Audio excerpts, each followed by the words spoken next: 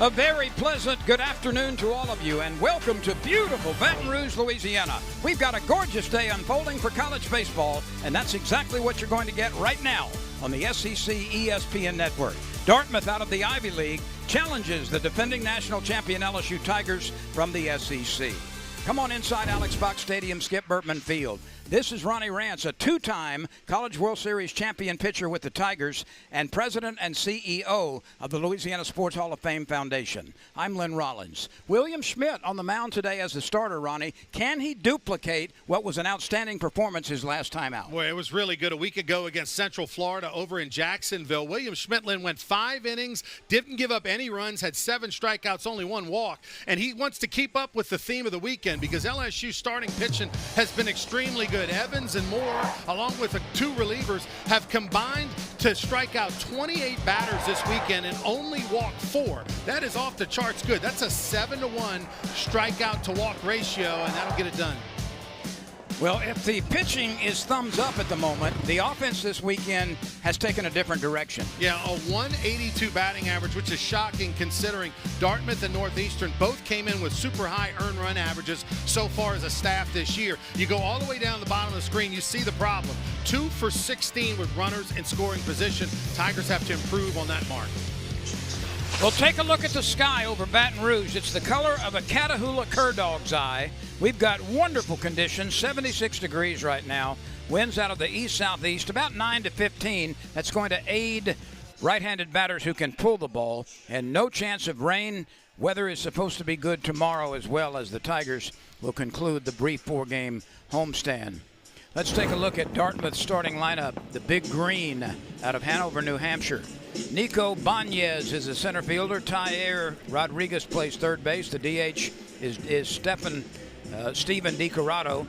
A.J. DeMastri is catching. Axel Reese is the right fielder. Gus Baggert, the left fielder. The second baseman is Camden Rush. Sam Anderson hits 8th at first base.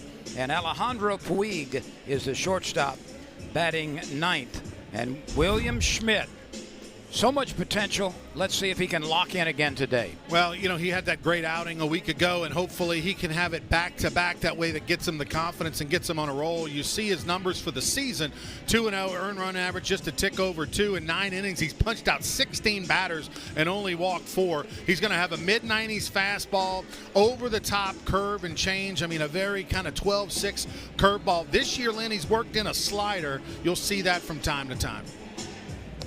By the way, just by comparison, in Hanover, New Hampshire, right now, it's 50 degrees colder, 24 degrees in Hanover. Feels like 15, by the way. The low today was 4 degrees. This is Chamber of Commerce weather for the Baton Rouge area. Mid-70s, the humidity is only in the low 40s. So this is just absolutely perfect baseball weather. Not a lot of sweat going to be happening for William Schmidt today. And none expected in Hanover unless you're shoveling snow and ice. That's right. The high today, 28. Oof. That's why those teams that's why Northeastern and Dartmouth are down here on a southern tour. They usually will spend a few weeks in the south to start their season. This is only the 6th game of the year for Dartmouth. It comes in with a 2-3 record. LSU has played 11 games and is 10-1. Banez hitting .333 in the early going. He's a Floridian.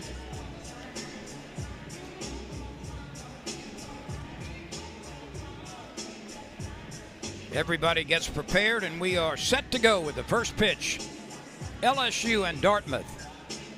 Dartmouth held the lead against LSU for half the game the first time these teams played a couple of days ago. But LSU came back to win it.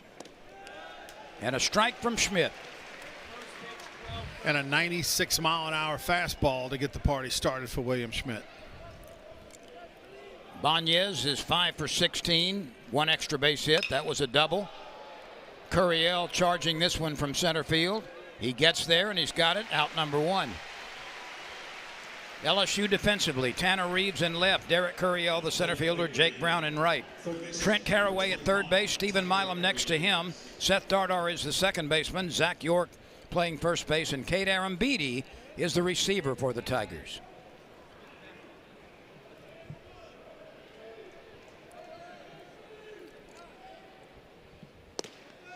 Rodriguez, the third baseman at the plate, hitting 200, 4 for 20.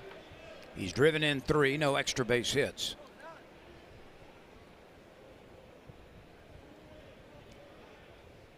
Schmidt cranks it, 95.5. Now today it's all about William Schmidt. You know, this is a young man that a lot of expectation, turned down millions out of high school a year ago, had a little up and down freshman year, which most freshmen do, and now he has gotten bigger, stronger, and that was a wipeout breaking ball right there. 0-2, nowhere near the zone, but the hitter chased it. And this year, Lynn, it's about making that move, you know, into that starting rotation, and a lot of expectation on him. He's literally gained over 20 pounds from about 20 pounds from a year ago, all good quality muscle. And much like we've seen out of Jake Brown and others, made that move from freshman year. Curiel this year made that move from freshman year to sophomore year, and they transformed their body. So did I over the winter. Yeah, you went the other way, though. You were packing on in case, of a blizzard, and you didn't have to leave the house for a while. Well, I saw the long-term forecast for all the snow and ice. Here's DiCorrado.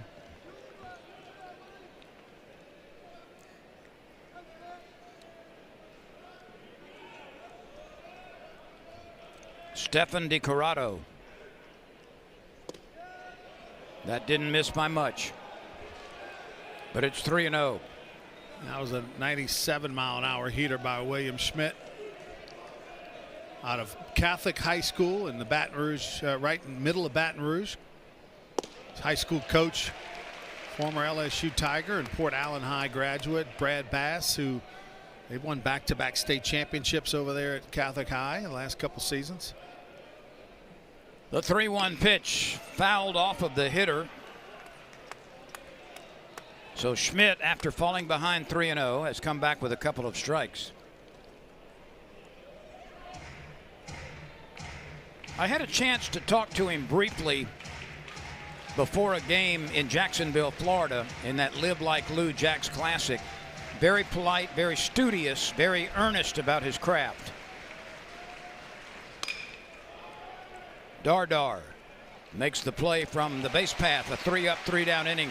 A fly ball to center, a strikeout, and a ground out. LSU coming to the plate for the first time when we come back. Up like this, Mason Braun is the DH, and batting first, Derek Curiel is in center field. Jake Brown, who has 20 base hits and is batting over 400, hits third. Zach York is next. He's at first base. Shortstop Stephen Milam is followed by catcher Kate Arambidi. Seth Dardar is batting sixth. Trent Caraway, or seventh, I should say. Trent Caraway is hitting eighth at third base. And Tanner Reeves is in left field batting ninth. Eddie Albert is on the mound for Dartmouth. He's a right-hander who throws from the stretch without base runners.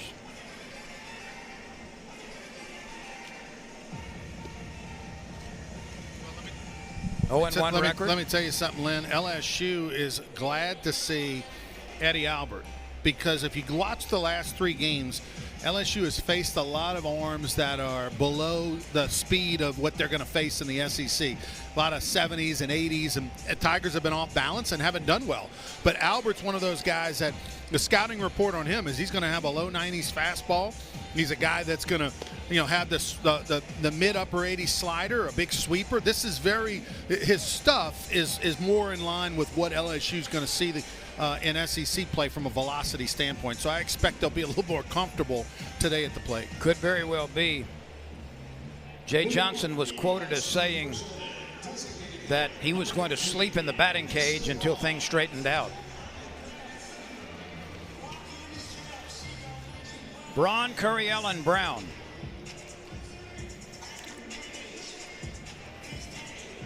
And evidently we've got some kind of mechanical problem on the pitch indicator. That's not something you had to worry about when you played, right? No. We had, our pitch comm was Coach Bertman yelling at you from the dugout. One time he made a trip to the mound on one of my first starts ever in college and said I was getting the signals wrong because my contacts were fogged up or whatever on that game. And, of course, the lights were a little different than they were back then at the old box. And Coach said, hey, Rance, if you don't start breathing out of your eyelids and getting the signal straight, you're never going to pitch here at LSU again. You got me, right? You got me? Yes, sir. That was our pitch comm. It worked, though, didn't it? Oh, yeah. I got in line in a hurry. Braun is having a fine year. He's a new Tiger out of South Bend, Indiana, hitting .333 right now with 1 homer, 6 driven in, and 5 bases on balls. I believe this may be his first time in the leadoff position.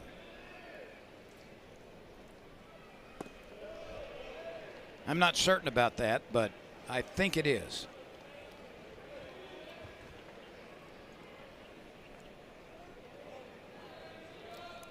Albert's ERA is pretty hefty after 1 start.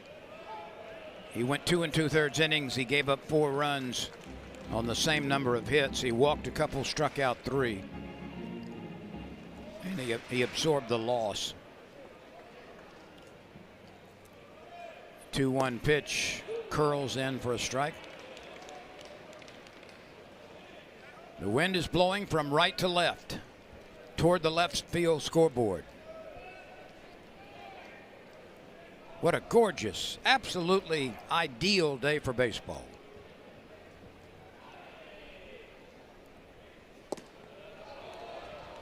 Opportunity for the young freshman to lead off. Mason Braun. Jay Johnson just raves about Mason Braun in the offseason. He had a great January and February in the inter squads and practices leading up to the start of the season. They said he made a tremendous move to earn more playing time. That time he waves through the 3-2 pitch and does not make contact. Yeah, it was just nothing fancy there. That was an 89-mile-an-hour fastball right down the middle. Here, go get it. That's a very hittable pitch, but Braun could not connect. Looked like he might have been expecting off speed and got the fastball. So here's Curiel. His average is .318, slowly rising toward his astronomical mark of a year ago. First pitch swinging and yanks it foul.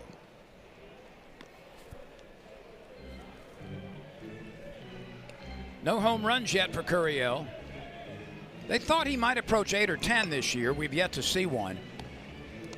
3 doubles on the campaign.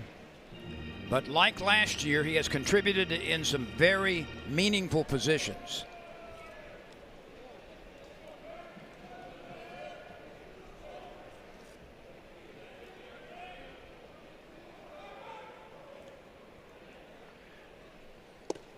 Curiel takes a strike. Kevin Elsey is calling balls and strikes. Ray Gregson at first base. Clayton Ham is the second base umpire, and Jeff Head is working third base. Very veteran umpire crew. A lot of names you've heard for years. On the backhanded side, Rush makes the play over to Anderson. So Curiel rolls to the right side for the second out. And here's Jake Brown. He continues to punish the baseball. Well, he's one of the few Tigers that's stayed hot. But LSU, 5 hits yesterday, 5 hits on Friday. That's very surprising. You see Jake Brown, 11 games in, batting average over 400 with 4 homers. The infield has the extreme shift to the right side for Brown. There you see it. This is becoming so commonplace in college baseball, and of course outlawed in Major League Baseball. The pitch, yanked foul. Yeah, I wonder when the time is going to come that they're going to outlaw it in college baseball. Usually there's a trickle-down effect over time. As long as it's not a technology issue, a lot of times the rules that are adopted in the big leagues make their way down to the minor leagues, make their way to college eventually, and that's one rule I would love to see change.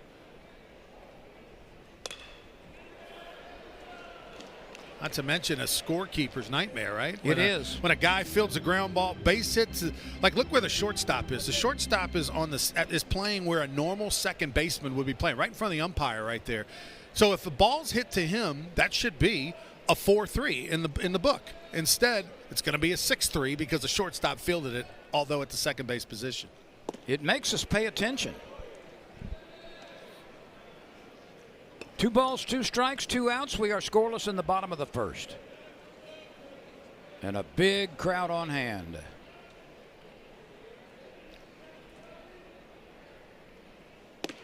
Ronnie, I don't say this in any denigrating way, but I'll bet today in Alex Box Stadium there are more fans than Dartmouth draws the entire year. No, I mean, they'll agree with you on that. Yeah, no question. I would say you're pushing probably somewhere in the neighborhood of 7,000 or 8,000 actual, and that's a bomb to right field. Way up and way out. You can pucker up and kiss that baby goodbye. Home run number 5 for Jake Brown. It comes with 2 outs in the bottom of the first inning, and the Tigers get on the scoreboard before the ink on the scorecard dries. I think LSU probably needed that one. It was a 3-2 breaking ball, and Jake Brown from Sulphur High School in the Lake Charles area, you see breaking ball that just hangs right in the middle of the plate, and he got it all. As soon as he hit it, he knew he was gone. A towering homer out to right field. That was kind of the classic big, tall, carried about halfway up the bleachers. York. He's out at first base on a fine play by Puig, the shortstop, who was playing him well and had to go to the backhand side, but still got it done. But Jake Brown rips one into the right field bleachers. 1-0 Tigers.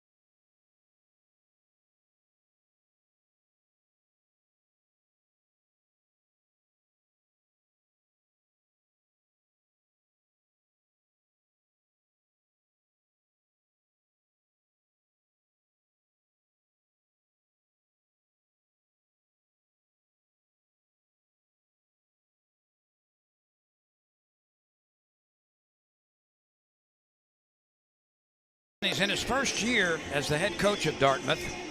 He was an assistant coach from 2009 until last year. And they actually list him as the interim head coach. His team has had to deal with a lot of nasty weather in the run-up to the season. Again, this is only the 6th game of the year. Dartmouth comes in with a record of 2-3. Jay Johnson has picked up his 200th win as LSU head coach. Well, you're talking about McFadden. Back in July, longtime head coach Bob Whalen announced his retirement, so they elevated Blake McFadden, Dartmouth's coach, to interim. But that's surprising that the interim tag was put on in July and that they didn't just open up a search. But I'm sure he's getting an opportunity to sort of audition for the full to be permanent. Dardar makes the play on the ground ball by DeMastri. That's his 2nd assist in the game. As A.J. DeMastri rolls to the right side. And here comes Axel Reese, the right fielder. All right, an early trivia quiz for you, Mr. Rance. Dartmouth has been to 1 College World Series. When was it? Oh, I'm going to have to go probably in the Wayback Machine. Dartmouth hasn't been to the World Series in the modern era, so I'm going to say something like in the 40s, 48. 1970. Really? I mean, I count the Wayback Machine 80 on, but I mean, I thought it would have been even further than that. So 1970. You know what the NCAA used to do prior to really I'd say the mid-'90s, they really made an emphasis to spread the regionals around the country, or at least have representation. So there was always a regional in the northeastern kind of part of the country. If they could justify it at all, they would put a regional over there. So that's how teams like Maine ended up going to the World Series 3 times in the 80s, and some other teams. There was always a regional, and oftentimes that regional was a little bit easier because they would maybe ship one team from the south up, but Curiel backpedaling quickly, still running. Oh, nice catch. And he gets to it as he stumbles and falls on the gravel out there on the warning track. That ball kept carrying, and Curiel was able to stay with it. Yeah, he looked a little unsure off the bat, and you see William Schmidt give Curiel the little heart sign. They're good buddies. William Schmidt, by the way, and Curiel, pickleball teammates. I'll tell you about that in a minute. But the wind is blowing out to kind of left center. I think it carried a little more than he thought. And then William Smith getting his good buddies some love. Curiel is a giant pickleball player. Like, loves it, plays it as much as he can in the offseason. And he'll grab William Schmidt. I think they're roommates. And William Schmidt sometimes will play with them on a team for charity events and stuff like that. I talked to William Schmidt about it. He said, Curiel just grabs me when he doesn't have a partner. But he loves it. Well, the 12:53 is rolling on by beyond the fence here. The train, we might see 2 or 3 of them on a good day, but the 12:53 is right on time.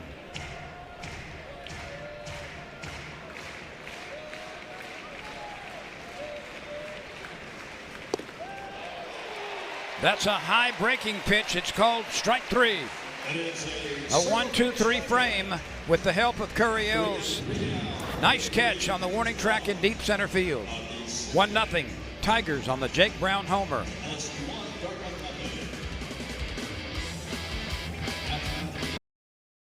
Towering deep home run by Jake Brown, his 5th of the year. And now it'll be Milam, Arambidi, and Darter. Dardar will hit third here in this inning. Milam will lead it off, and Arambidi is sandwiched between those two.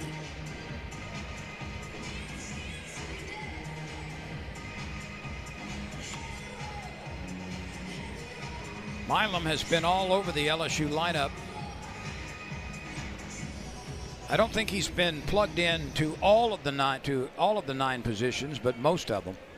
Batting .275 right now. He would like to move that number up. Well, of course, Milam, started off his career at LSU playing second base and was an excellent second baseman, and then made the move last year to shortstop. And there was some questions, did he have enough arm? Did he have enough range? And he answered that in a big way with a fantastic season, and now is considered one of the top shortstops in college baseball defensively.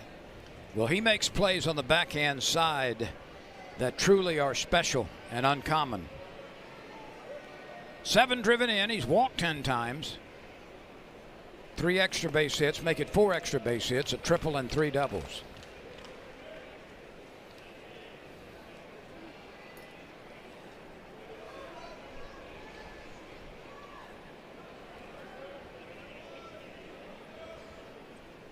The shift is on for Milam as well.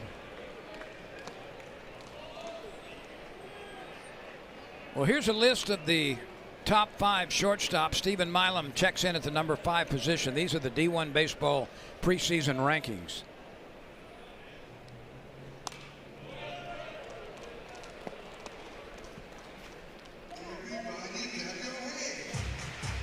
Milam has been pretty consistent from both sides of the plate.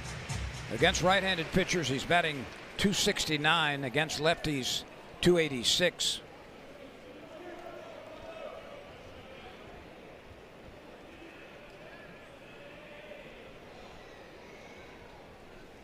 The junior out of Las Cruces, New Mexico, watches that one skip by his feet. The count is full. Milam leading it off in the bottom of the 2nd.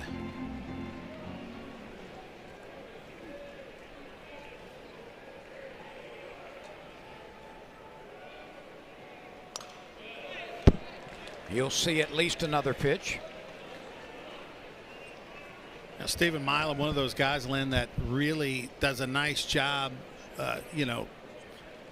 from both sides of the plate. You know, a lot of times when guys are switch hitters, you know, there's this obvious you want to turn them around to the other side, but not the case with Stephen Milam, and shows a good eye right there drawing a walk. That's the 11th base on balls that he has earned so far this year. Earlier this week, these two teams met, and Dartmouth held a slim lead through about half the game before the Tigers came alive offensively and won it 5-3. Kate Arambidi waits for the offering from Eddie Albert. A breaking pitch misses.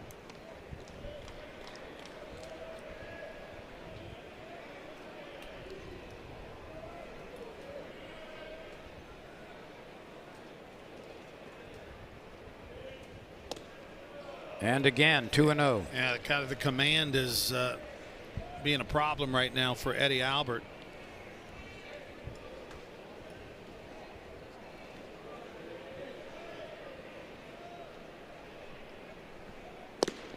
Arambidi with a big swing on 2-0. And he might have helped them a little bit right there too, Lynn, on that pitch, that borderline up in the zone ball strike.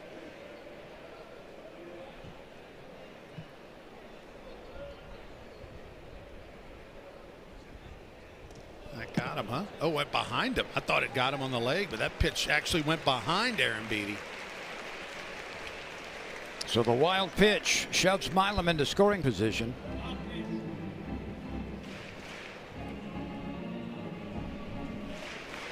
Well, if the leadoff walk didn't tell you that Eddie Albert maybe is struggling with his command, that breaking ball that went behind the batter sure does.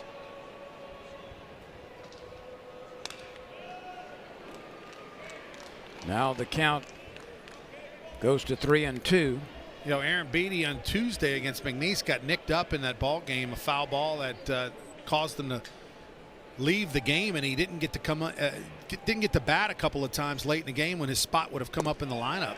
There's a call, third strike. Arambidi was frozen and walks away slowly. This is a really good pitch down in the zone. Fastball 90 miles an hour right there. Boom, at the bottom of the zone. Not quite sure what Kate Arambidi was looking for. It almost felt like he was maybe looking for off speed and got frozen by the fastball because that was center cut at the knees.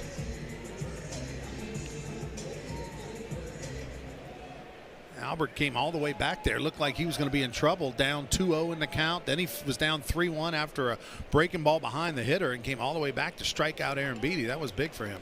This brings on Dardar, hitting .286 with a couple of homers and 10 driven in. He's been a frequent base runner. He's walked 14 times. Well, Seth Dardar leads the team in on-base percentage. .523 is his on-base percentage. He's the only Tiger. He's the second Tiger, excuse me. The only other one is Zach York. Zach York has a .510 on-base percentage. So those are the only two Tigers regulars that are over 50% of the time they reach base. And those numbers have been built primarily on the ability to earn walks. 4 doubles for Dardar. He's a little late on that swing.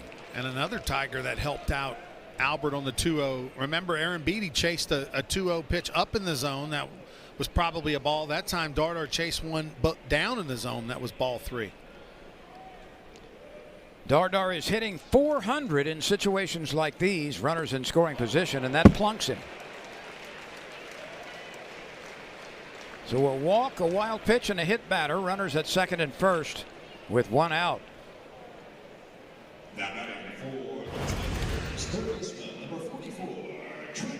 Breaking ball got him right on the back of the foot. LSU will take it. Here's Caraway, the Californian, hitting .333, at or near the bottom of the order in every game. He's been really good before the turn to the top of the order. Curiel normally there. Braun is batting first today. But Trent Caraway certainly holding his own and then some offensively. That's tight. 2-0.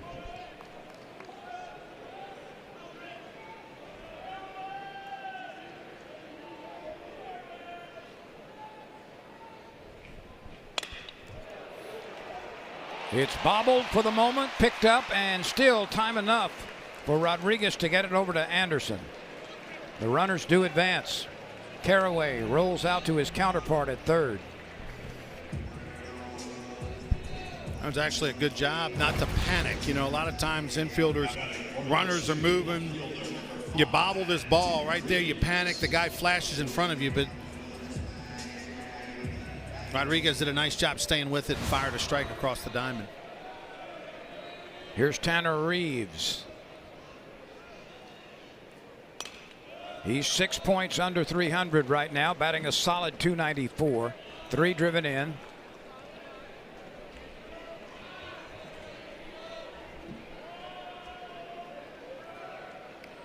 He's only had 17 at bats. He's come through with 5 hits.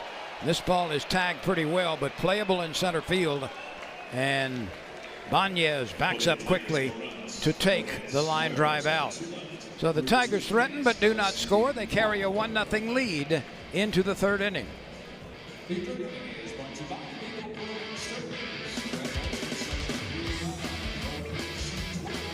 Number 2. Look at the parity here and the strength of the SEC individually and collectively. Texas and Mississippi State, 2, 3, 4, 6, and 7 belong to the SEC. So does 10, 11, 13, 20, and 22. Texas A&M just outside Texas A&M is at 23. Ole Miss at 25. So basically half of the top 25 is SEC teams. That's all you need to know. Things sorting out as normal in this league. Yep.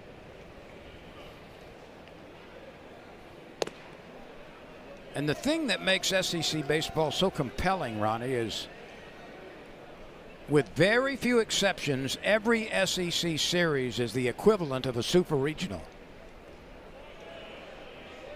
And it's a special treat for fans who get to see that kind of competition after not certainly as much in the run-up to the season in the SEC play.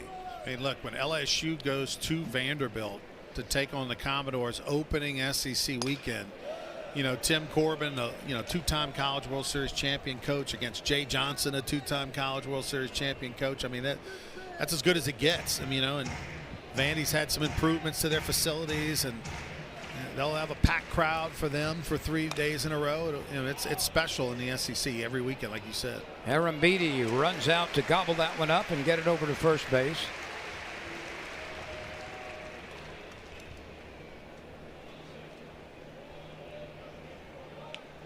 At the plate for the Big Green, first baseman, number 9, Sam Anderson. Camden Rush is retired on a 2-3 putout.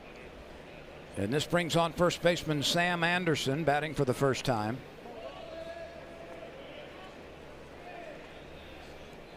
Schmidt has retired the first 7 batters. Little slider that time by William Schmidt. And then comes back with an 87 slider, 96 fastball. That's unfair. And then he'll throw a low 80s curveball on you.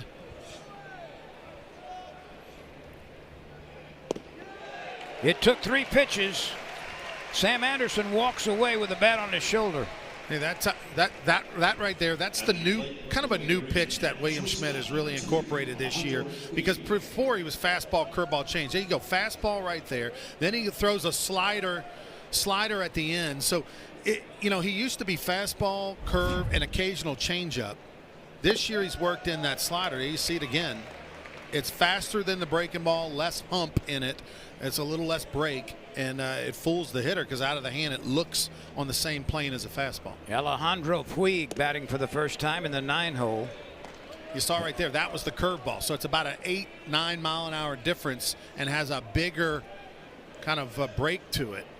It's a fishhook curveball.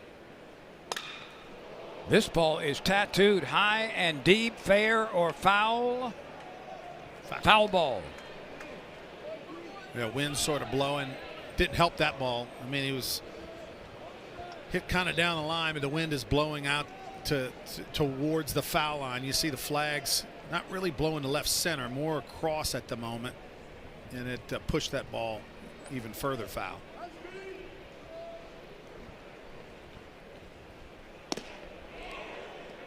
That's a mitt popper, but upstairs. That ball was that foul ball was drilled down by the Kona ice stand. I haven't had a Kona ice in a while, Lynn. I got to get me one of those. Big fan of the snow cones. Puig chases one well outside the strike zone. Another 3-up, 3-down inning, and 4 strikeouts on the day for William Schmidt. Yeah, William Schmidt, the nice breaking ball. Then he went with a hard slider. Total command here in Baton Rouge.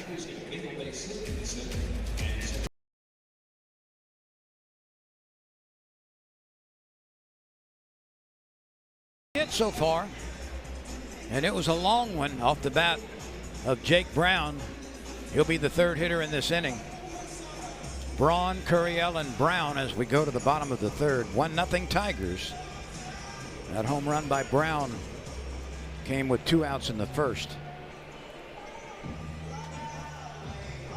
Top of the order presented by Turtle Box. Leading off the top of the 3rd inning, designated hitters Mason Braun. Braun struck out to open the Tiger flow in the bottom of the 1st. Curiel followed with a ground ball to the right side. The shift is on again.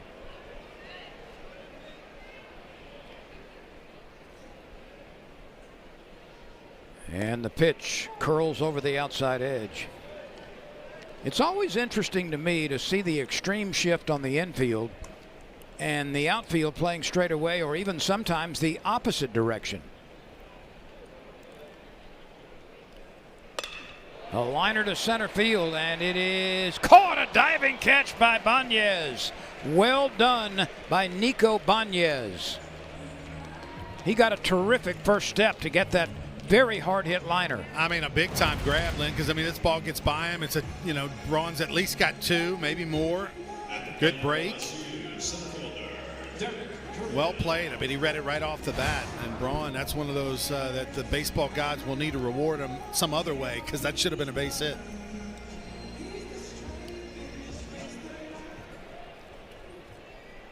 Curiel bounced out to Rush last time on the right side. He takes a curveball strike. Hitting .311 right now. 11 driven in.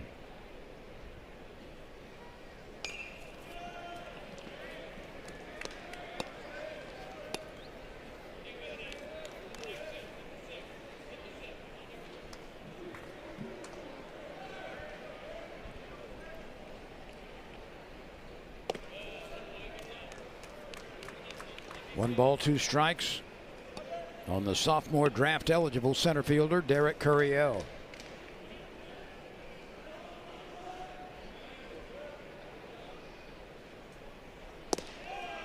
Curiel cannot pull the trigger, and he goes down looking.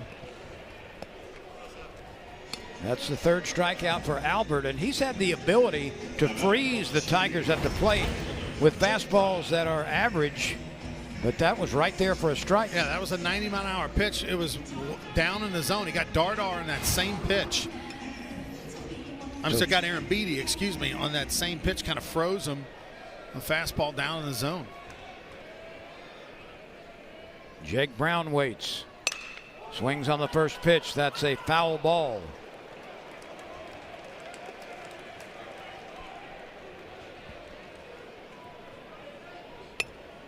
I don't know that they'll throw Jake Brown a breaking ball, because his last time up, they threw him that breaking ball, and there it went halfway up the bleachers in right field. That was a 3-2 hammer that was center cut, and Jake Brown was not fooled at all. No doubter right off the bat. This one is popped up. Rush, the second baseman, is calling for it, and he squeezes it, and it's a 1-2-3 inning. Threw him a little sweeper that time. That one a little less break, and Jake Brown just missed it. LSU 1, Dartmouth nothing. The 4th inning is straight ahead.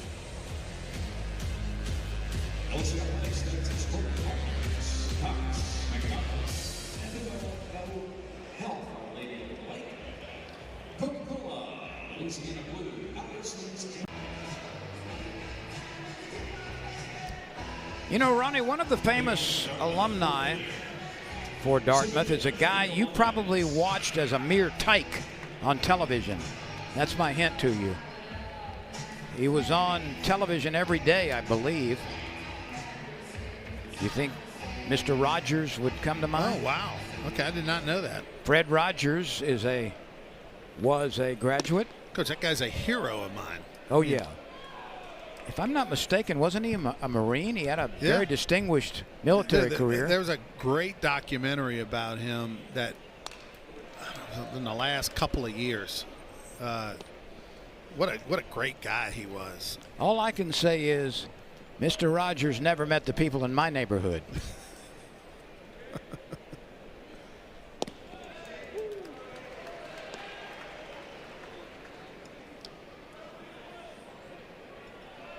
Jake Tapper, the CNN lead anchor.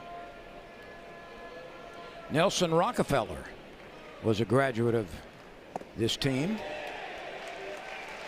Well, Schmidt continues to dish, doesn't he?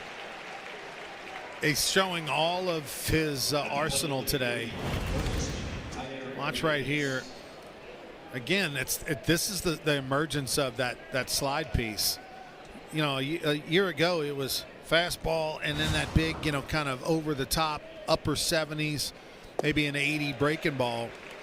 But now he's got that in-between pitch, and he's feeling it today because they're throwing it a bunch. Tyre Rodriguez at the plate. Well, despite all kind of other accolades you could speak about Schmidt right now, the thing that's most impressive to me is the fact that he has not walked a batter.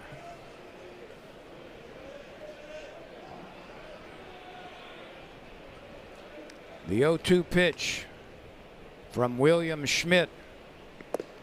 We'll check his pitch count here.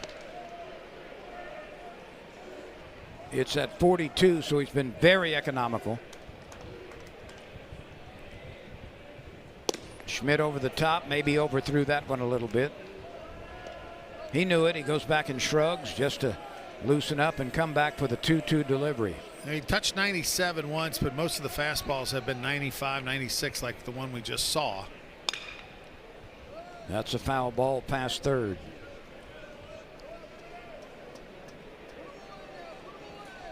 Little bobble there by the back girl down the left field line, Lynn.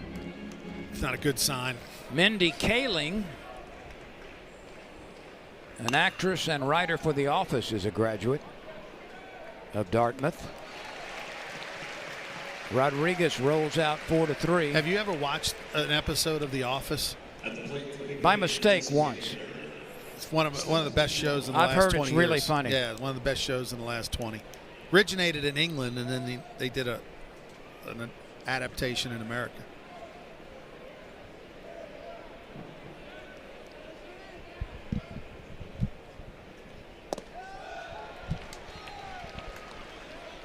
Well, Daniel Webster, the great orator and politician, was a graduate. That's a liner right at York. The big fellow takes it with that big glove. 3 up, 3 down again as DiCorrado lines it into the glove of York at first base. William Schmidt continues to be extremely effective. 1-0 LSU.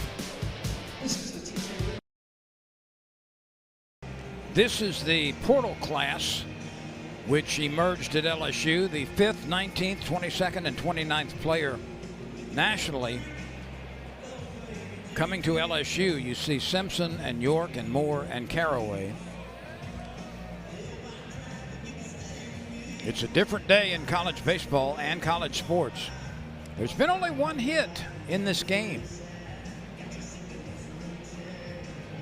and that was the no doubt home run by Jake Brown with 2 outs in the first. And D1 baseball rankings, you mentioned that portal class, but also the freshman class. I mean, they had the #1 recruiting class in the country when you combine both, and that's why there's a lot of expectation with this program each and every year. And Jay Johnson doesn't shy away from that expectation either. That's the thing I love about him, being a former player here, as we all want to see.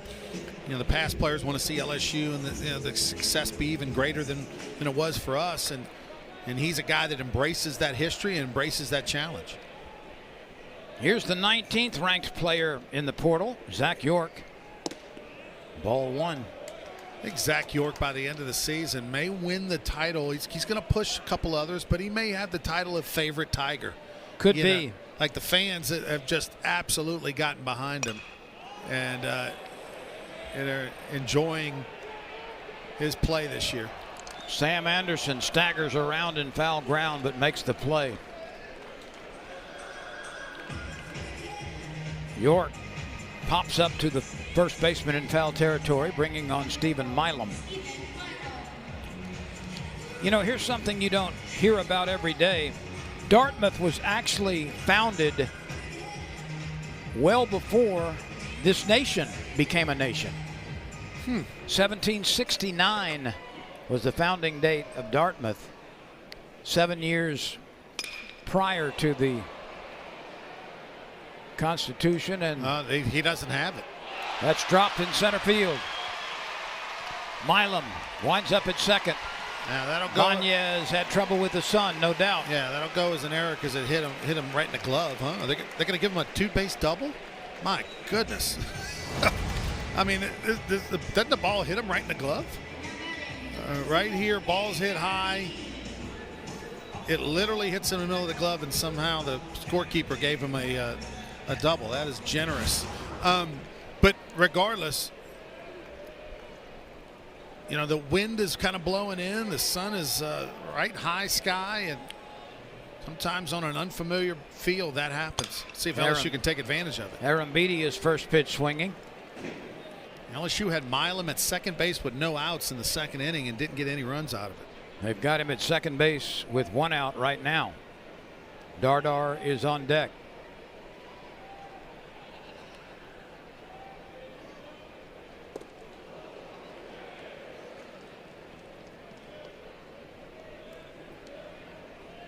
One ball, one strike. Aaron Beatty has really stepped up from his freshman year to his sophomore year. I mean, this guy is one of the leaders of the team in the clubhouse and well liked, and obviously the starting catcher and will be the whole season. And his not only has he physically and his play improved, but just his maturity and his leadership qualities are through the roof. He's unabashed in his praise for the LSU program and why he came here. Out of Tomball, Texas, but he goes down on strikes for the second time. That's the second strikeout for Aaron Beatty. The first time he froze on a 90-mile-an-hour fastball at the knees. This time chased one that probably a couple inches off the outside edge. So Eddie Albert pretty much matching what Schmidt has done so far. Look at that, 4 strikeouts today through 3 2/3 innings, and kind of danced around some trouble. Just one walk. He's allowed only 2 hits. Let's see if anybody can take charge on this one. The left fielder overruns it and cannot make the play. Beggert could not handle it in left field, and the Tigers will take advantage of it and lead 2-0. Wow. As an LSU guy, good for the Tigers, but as a former pitcher, man, I feel for Eddie Albert. I mean, he's had his center fielder drop a ball that should have been an out that went for a double, and then that's going to go for a double as well. Well, they're going to call that an error. Okay. I don't know why one's a double that hits him in the glove and then the one that doesn't hit him in the glove is an error, but whatever. But that is just unfortunate for Eddie Albert. Good for LSU, but my goodness. An unearned run makes it 2-0. Caraway to the plate from Dana Point, California. Ball 1. I really want to understand it. The ball hit to center field. He can't see it because of the sun, and the ball hits him dead square in the middle of the glove, and he drops it. Same thing, the left ball doesn't even hit the glove, and one's a hit, one's an error. Interesting. Can you help me there, Mr. Former Umpire? I cannot. All right. But there's a gentleman couple of booths over. Yeah, I'm going to go in between innings and just get it. I want to get education. I'm sure I'm wrong. I just want to just understand it better. This may be trouble. But the second baseman backpedals, and Camden Rush is able to grab that pop-up in shallow right center field.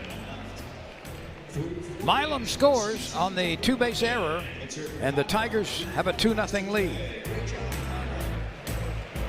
And 5, let's take a look. He gets the Dartmouth player to chase, gets the top of the strike zone here, another chase, and a wicked curveball. And right now, 5 strikeouts, no walks issued by William Schmidt. So what did you find out? You're a little flushed. By the way, that's been the theme of the weekend. That's now 33 strikeouts, 4 walks for LSU pitching through 2+ games. So did you engage in angry talk? Okay. I got an explanation on why the 2 balls were ruled different. One was the fly ball to center field that was lost in the sun was ruled a double because, according to the official score, any ball that's lost in the sun, regardless of glove, no glove, is automatically a hit. The ball to left field, his determination was that he did not lose it in the sun, that he ran to the spot where the ball was and the wind blew it and he lost the ball. He just misplayed it. He's according to the official score, his judgment, which is all that matters, doesn't matter what you or I think, he felt like he did not lose it in the sun, he just misplayed the ball. So therefore the error. That makes perfect sense to me. Mm-hmm. Here's A.J. DeMastri out of Woodstock, Georgia.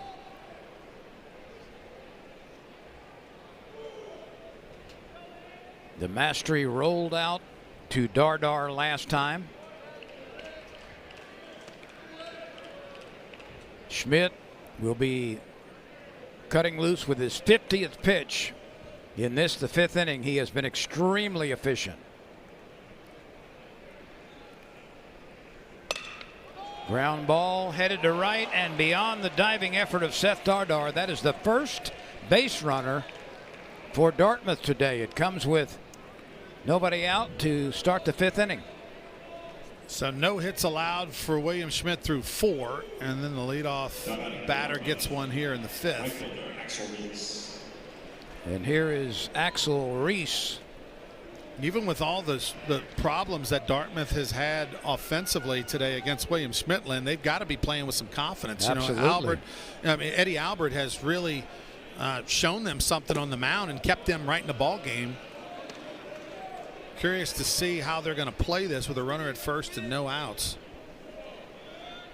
Why they, if they would consider maybe bunting here. The infield is at double play depth. 2-0 for one of the few times today from Schmidt.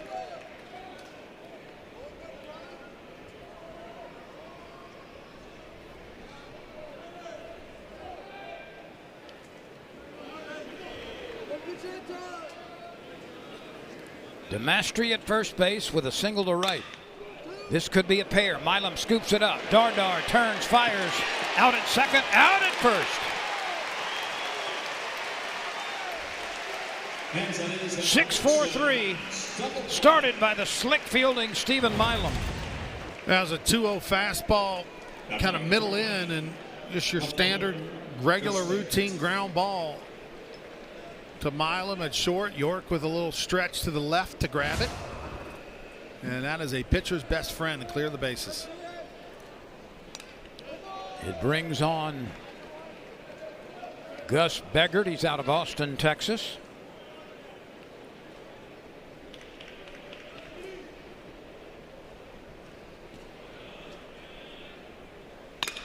That's right back between Schmidt's legs and on into center field. So after striking out in the 2nd inning, Beggert hits it right back from whence it came. Take a look here. Pitch a little bit elevated. Actually surprised. Well, Schmidt lucky that ball didn't get him in the ankle. Went between the wickets. But he did a nice job of getting on top of that elevated fastball to drive it up the middle. So Camden Rush out of Modesto, California comes to the plate.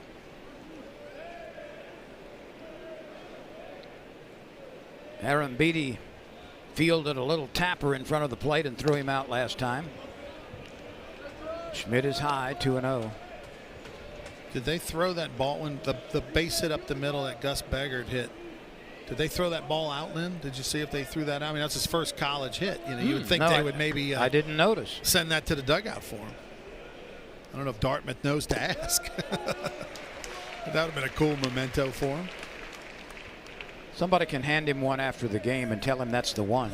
It's not going to matter. He's not going to know.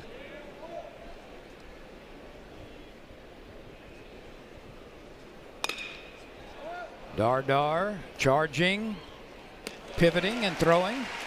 Schmidt allowed a couple of base hits, but only one base runner over the minimum. And LSU still holding on to a 2-0 lead with the bottom of the 5th inning straight ahead. Albert for Dartmouth, he's been the surprise story of the day. The fastball, which is only about 89 to 91 today, has been playing. Look at all these strikeouts with just a straight 3/4 fastball. He's got 4 of them. Actually, 4 of them in the ball game, and has really tied LSU up, with the exception of the one mistake, the 3-2 breaking ball to Jake Brown that he hung in the middle of the plate. Jake Brown made him pay for it. Other than that, he has been in control. LSU's only had 2 hits through 4 innings and 1 run. Or 2 runs, excuse me. Should only have 1 run if it hadn't been for his outfield letting him down. And just to punctuate what you said about Eddie Albert, last inning he only threw 8 pitches and 7 were strikes. And he got 4 outs last inning. Well, Dartmouth must be very pleased. Actually 5 outs, excuse me. With Eddie Albert's performance. Ball 1 to Tanner Reeves at the bottom of the order. He lined out to center field last time. Albert has only walked 1. We've only had 1 walk in the game. Albert from Pittsburgh, Pennsylvania, who coming into today's game had only thrown 2 2/3 innings, had made 1 start, didn't go well, gave up 4 hits, 4 earned runs. Opponents were hitting .333 against him. Well, Albert is having a quality start here against the Tigers. There's a strike to level the count, make it 1-2 rather. Nobody out. Reeves leading off, a 5th-year senior from Bonham, Texas.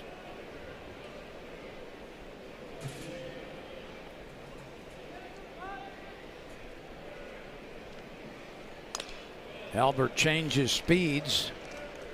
That was about 10 or 11 miles an hour slower than the fastball. You can tell his poise is there. He's gaining more and more confidence with each and every pitch. He's 62 pitches so far in this game. And there is a pretty decent fastball. It freezes Tanner Reeves.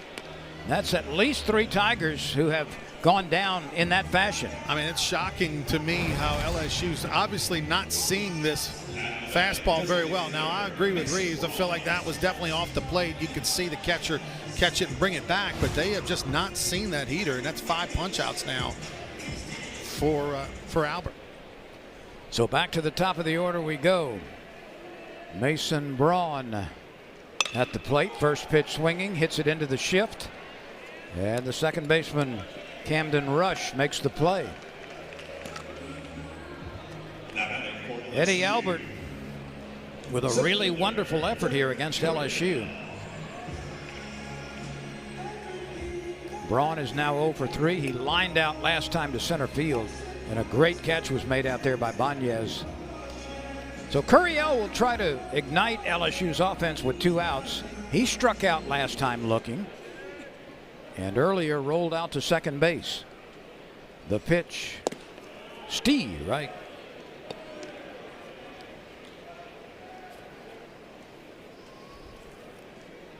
LSU got 1 in the first and an unearned run in the 4th. 1-1.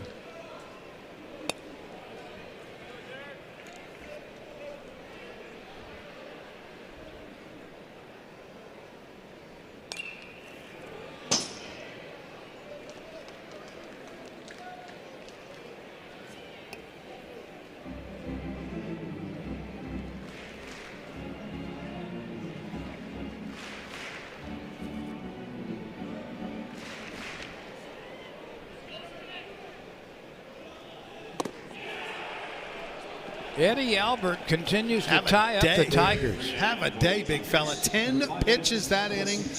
Only had 8 the inning before. I mean, incredible the performance that Eddie Albert's having right now as LSU is struggling to see that fastball. 2 runs, 1 in the first and 1 in the fourth. Meanwhile, William Schmidt continues to be near perfect. He did not allow a base runner through the first 4 innings. He's allowed 2 hits now in 5 frames. 5 strikeouts, no walks. And this will be the 60th pitch of the afternoon for William Schmidt, so he continues to be very economical.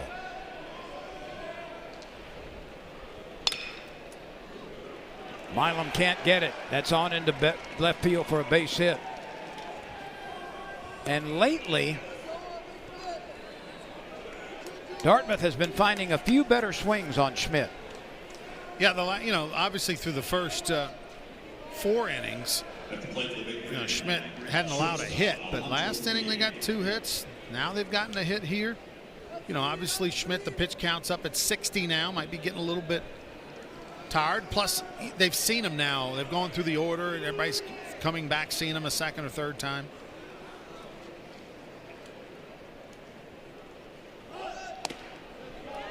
That fastball still has some rip to it. Yeah, 93, but it's down 3 miles an hour from where he was living. He was living in the 96 lane.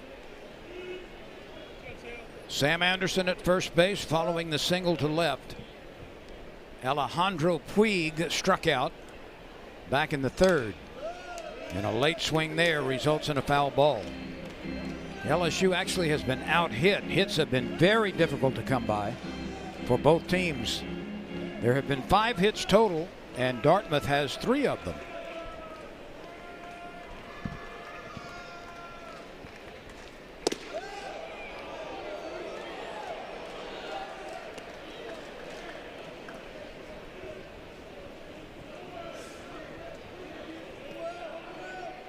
LSU will take on Northeastern tomorrow. There goes the runner at first, and perhaps a hit and run. Everybody will return. 6:30 is the start time, Central Time tomorrow. It wouldn't have been a hit and run with 2 strikes, but there was a steal. The breaking ball was on the outside corner, and Puig did a nice job just to protect it, because it probably would have been a called strike. And here we go. At 1-2. Aaron Beatty smothers it. Tomorrow night's game will be available right here on the SEC ESPN network. Ronnie Rance and I will return for that one. 6:30 start against Northeastern.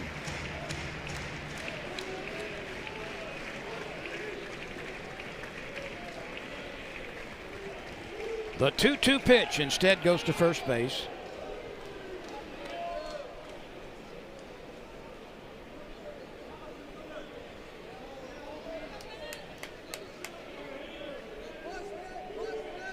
Puig is from Pembroke Pines, Florida. He waits for the 2-2 pitch. That gets by York. Anderson on his way to second base, and he'll stop there. So a misconnect at first on the pickoff attempt. We'll see against whom the error is charged, probably on the throw.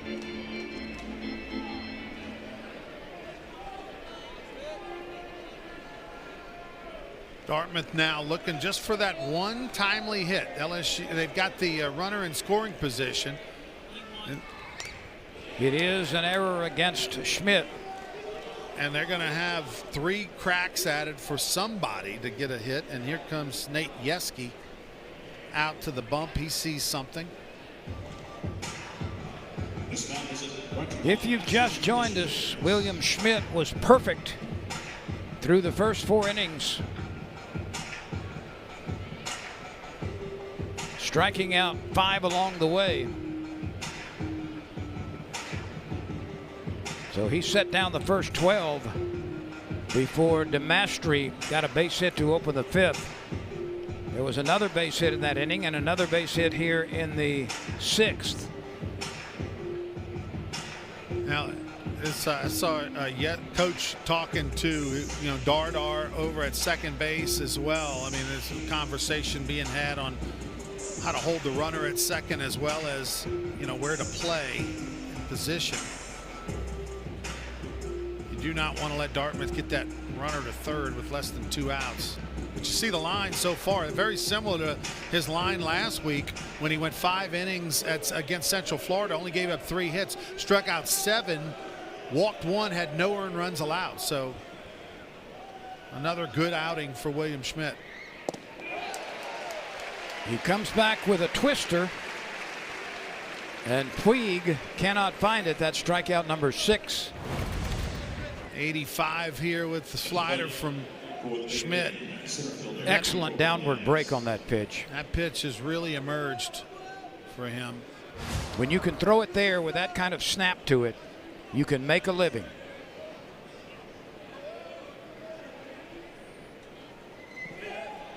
Arambidi keeps it playable.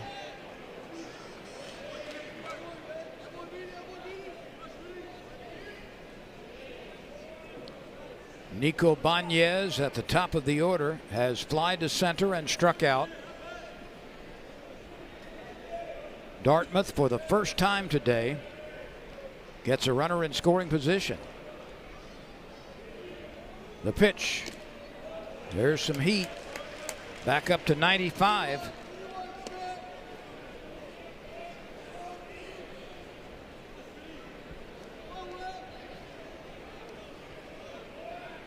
The outfield is deep in right and straight away, not so deep in center and a little bit to the opposite side, and the same thing in left. His zone right now, a little bit of a pitcher's zone, that's for sure. That was the top quadrant of the strike zone for William Schmidt on the outer portion. Here's the 1-2 pitch. He got him swinging. Went with the 12-6 bender that time. Took a little something off. You see that usually. It's not a done deal. 7 strikeouts now for William Schmidt through 5 2/3. You usually go slider to the righties, breaking ball to the lefties, and that's what you saw right there. Nice 79-mile-an-hour curveball under the bat, down and in. Tair Rodriguez is 0 for 2.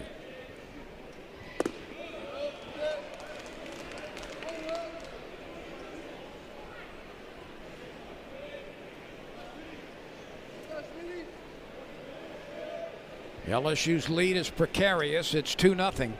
Tying run at the plate.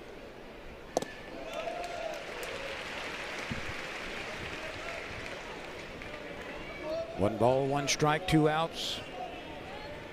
Anderson leads from second base. Tigers got 1 in the first on a Brown home run and an unearned run in the 4th. The pitch grounded to left side.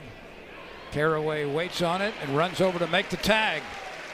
Carraway alertly saw the runner coming within his range and was able to make a diving effort to get the tag. So a fielder's choice to end the inning. Watch Carraway. He's able to make a swipe tag, and that ends the inning. 2-0. Got 1 in the first when Jake Brown homered into the right field bleachers. And he comes up right now to lead off the 6th inning. Following the home run, he popped out to second base. Tigers got an unearned run in the 4th. And Eddie Albert continues to be superb for Dartmouth in this his 2nd start of the season. This has been a dream start for Eddie Albert. I mean, against the defending national champions, this is one of those performances where, the family will save the recording. But is this fair or foul? It's a foul ball. Jake Brown flirted with his 2nd home run of the game, but slightly foul. I mean, that ball was not fouled by a bunch, and it was a bullet, a line drive 105 exit speed off the bat. Tried to throw a slider down and in, and it did not fool Jake Brown.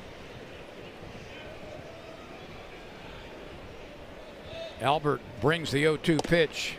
That backs him away. That's a purpose pitch. Yeah, that was 91 mile an hour fastball, sort of up and in, kind of back up Brown a little bit. Let's see if maybe he goes off speed away.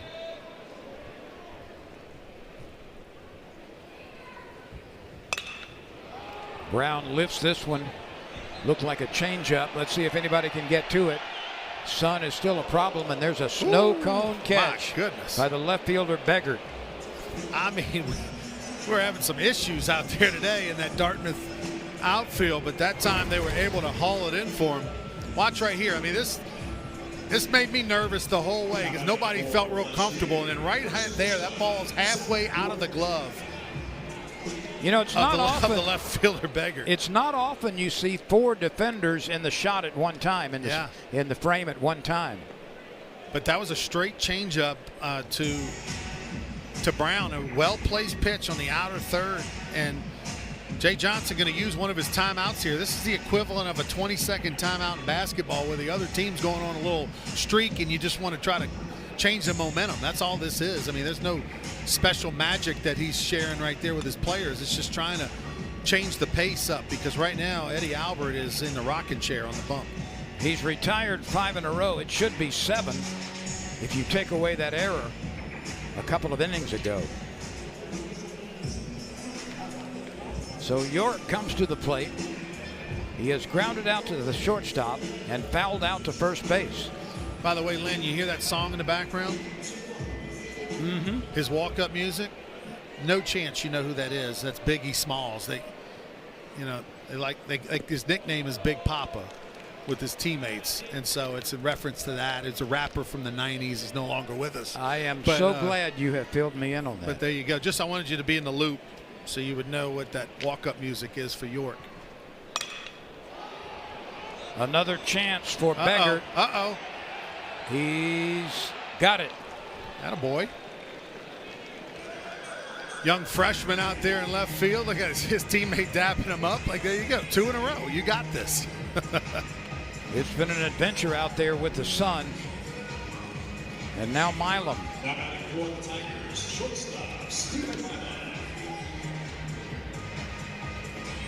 Well, Lynn, I don't know when it's appropriate to hit the panic button a little bit offensively, but I mean, LSU got 8 hits on Tuesday against McNeese. They got 5 hits on Friday against Dartmouth, 5 hits on Saturday against Northeastern. And here we are in the 6th inning, and they only have 2 hits against Dartmouth. That's 4 games in a row. LSU's offense has been underwhelming against pitching that is really below what they're going to see in a couple of weeks. And it's an immediate reversal because the Tigers had been scalding the baseball in the first couple of weeks of the season. Yeah, they hit .388 last weekend against name brand teams, Power 4 conference teams. And so this came out of nowhere. This little lull, little funk, as I'll call it, is a surprise. This is like clear air turbulence. You're going real smooth in the jet, and all of a sudden you run into some unexpected severe turbulence. That's what's happened to the LSU Where did that offense. come from? Right, exactly. One game everybody can say, oh, that's just baseball. That happens. There's been plenty of examples where you have a bad night, a bad day. But 4 games in a row where the offense is struggling is a little bit, I don't know.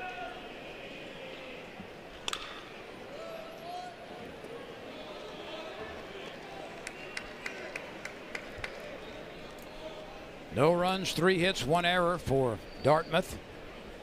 2 runs, 2 hits, 1 error for LSU. That's been it. Milam has walked and doubled and scored.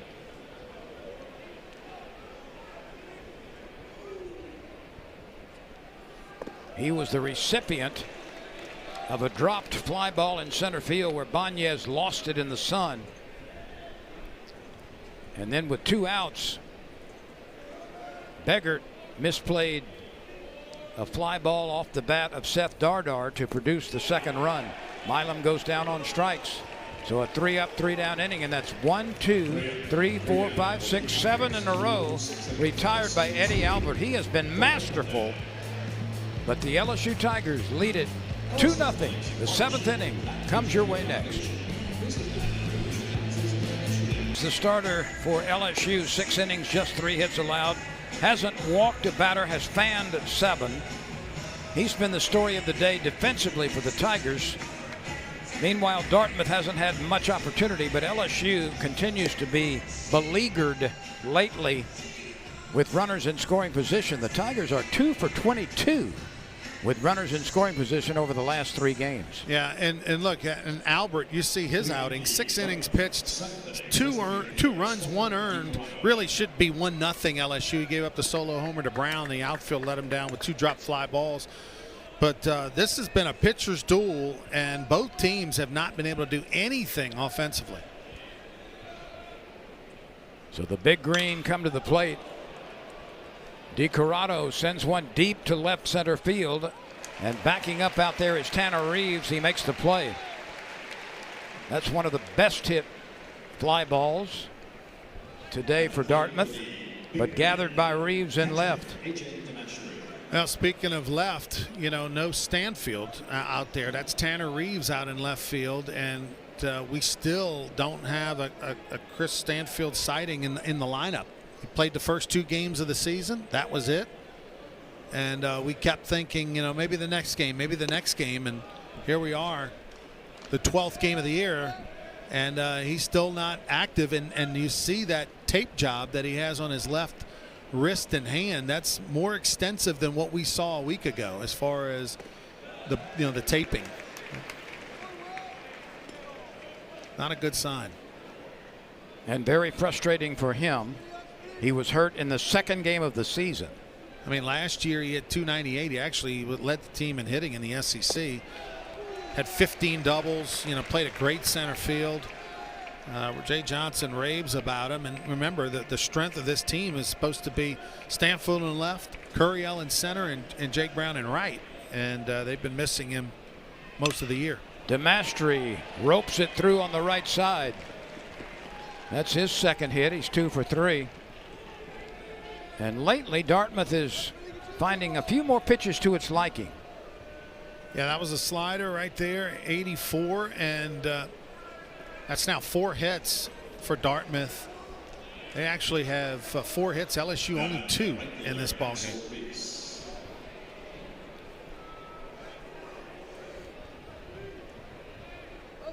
One out, one on for Axel Reese.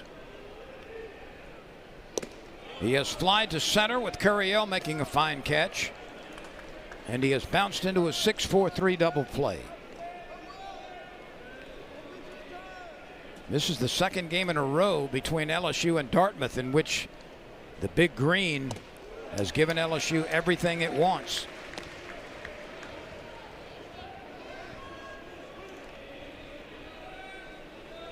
The original mascot was the Indians for Dartmouth, and then they changed it a few decades ago to Big Green. Curriell retreating in a hurry, still on his horse. He's got it. He is so smooth out in center field, and that's smooth with about 7 O's. Yeah, made that diving catch, kind of going to the ground on the warning track earlier in the ball game, and there's never any panic. I mean, a ball in the air this year with this outfield, doesn't matter who's in left really. You have a lot of confidence if you're LSU and a ball hit in the air. Now the Tigers do have Maverick Rizzi up in the pen. You wonder at what point.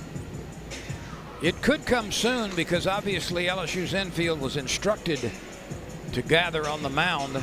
Wouldn't surprise me to see somebody come from the dugout. Well, Rizzi's ready to go. He's just been standing there. He's not even throwing anymore. I mean, he's ready if need be. So.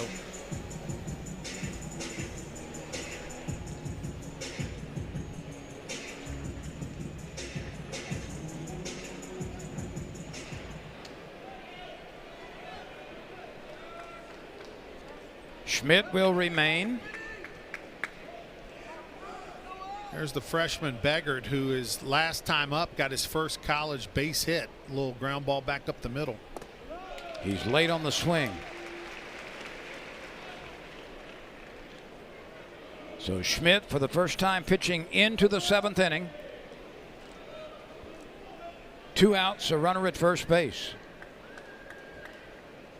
Beggard has struck out and had a base hit. Late again. Not seeing that slider. Those are two really good 87, 86 mile an hour breaking balls on the outer third.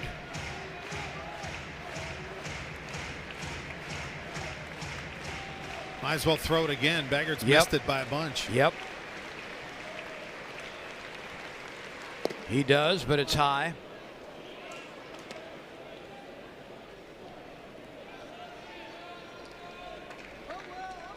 Schmidt trying to finish it up. He's working on a 4-hit shutout with no walks and 7 strikeouts. Arambidi cannot control that wild pitch. Yeah, that time Schmidt tried to over crank it. You know, sometimes when you get 2 strikes, you just kind of squeeze it a little too much. You're trying to manipulate it and make it be down in the dirt or out of the zone. And that time he just over cranked it instead of holding it nice and loose.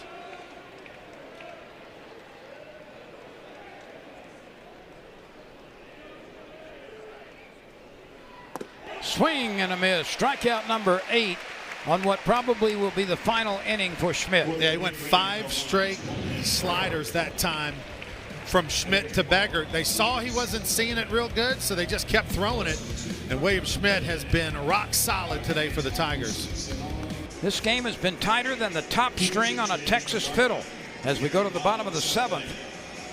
And LSU looking for some insurance, trying to take itself out of the position where when it yields 1 base runner, the tying run comes to the plate. Eddie Albert has been really top drawer today. He's had one of those performances that he'll always remember. 6 innings, 7 Ks, and a walk. Total command, 2 hits. Those came a few innings ago. And it seems like he has gotten stronger and better as the game's going on. Well, he's retired 1, 2, 3, 4, 5, 6, 7, 8 in a row. And could have had 10 in a row had it not been for that error a couple of innings ago. Chris Miller is now playing left field. Let's see if anybody can catch this. Nope. And that's where, again, that first baseman should have had that ball. It's a much easier play for Sam Anderson, the first baseman for Dartmouth. He pulled off. He was nearby. Catcher was calling it, so he just let him take it. But this is look, watch where the first baseman is. He's coming on to the ball. He's got a much better chance of making that catch than the catcher does trying to run backwards.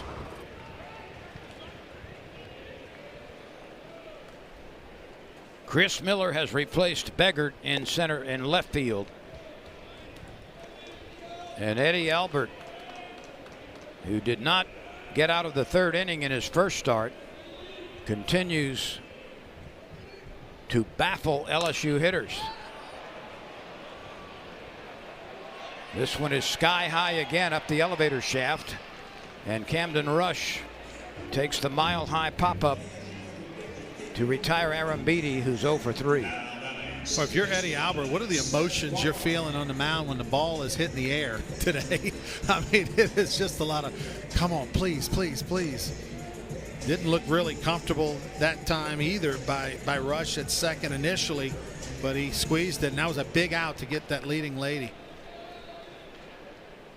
Dardar at the plate, 5th-year senior out of Mandeville, Holy Cross High School. His coach for a little bit over in high school was former LSU Tiger assistant Andy Cannizzaro, who was head coach at Holy Cross for a couple of seasons.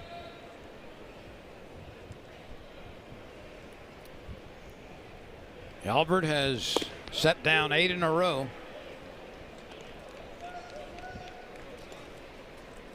He's been mysterious to the Tigers. No runs, 4 hits, 1 error for Dartmouth. 2 runs, 2 hits, 1 error for LSU. Where have all the LSU base hits gone over the last 3 or 4 games?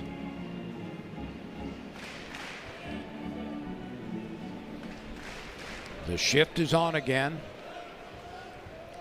The 1-2. Smashed through on the right side. Even though the shift was on, that ball had enough velocity to get out to right field for a base hit by Dardar, his first of the game. He's 1 for 2. Well, let's see if that can give LSU a little bit of a spark. They're going to have a pinch runner enter the ball game right now, and that's going to be Jack Ruckert, the freshman from Catholic High in Baton Rouge. He'll go in the ball game. And it's very likely he will stay in the game at second base. Yeah, Ruckert played shortstop in high school, but has played second and third, in his short time as a Tiger. This will be a courtesy call. There is no bullpen activity unless somebody's ready down there that we didn't notice earlier, but nobody's throwing at the moment.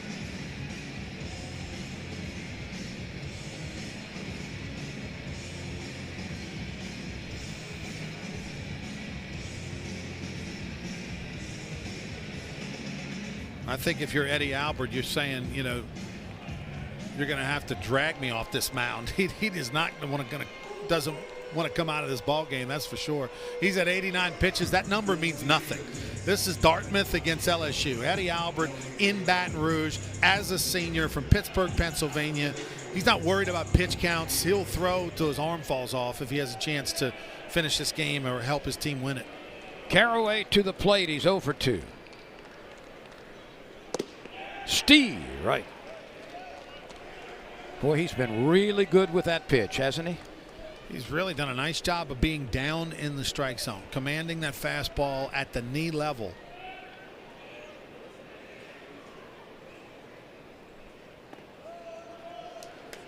That sweeps a little low.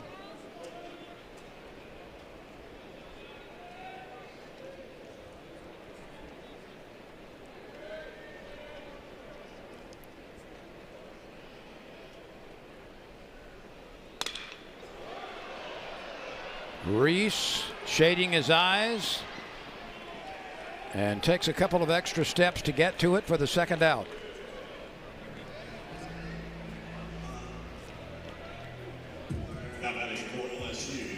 Albert commanding both sides of the plate, Lynn. The stuff isn't overwhelming, but he's rarely throwing it down the middle. Remember, made the mistake to Jake Brown down the middle. It left the yard, but he's been in and out, staying on the corners consistently to these Tiger hitters. And what a gorgeous day, Ronnie, as we turn the page on the first month of the season, February, on into March 1st today. But just ideal conditions for baseball. Mid-70s weather, no clouds, and a wind blowing out toward left field, right to left. Reeves from Bonham, Texas, a fifth-year senior. Runner moving and then stops and comes back. Tanner has lined out to center. He hit the ball well in the second inning, but it was caught. And Reeves already, Eddie Albert struck him out in the fifth.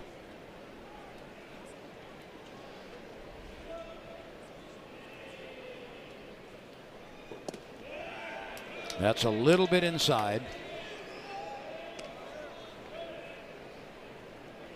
And Tanner Reeves, when he was in junior college at Blinn Junior College over in Brenham, Texas, set the junior college World Series record for base hits, or for hits in the World Series. It's going to be the bottom third of the order coming up in the 8th for Dartmouth. This is a guy that is sort of like a Swiss Army knife for Jay Johnson. Can play a lot of different positions, third, second, outfield.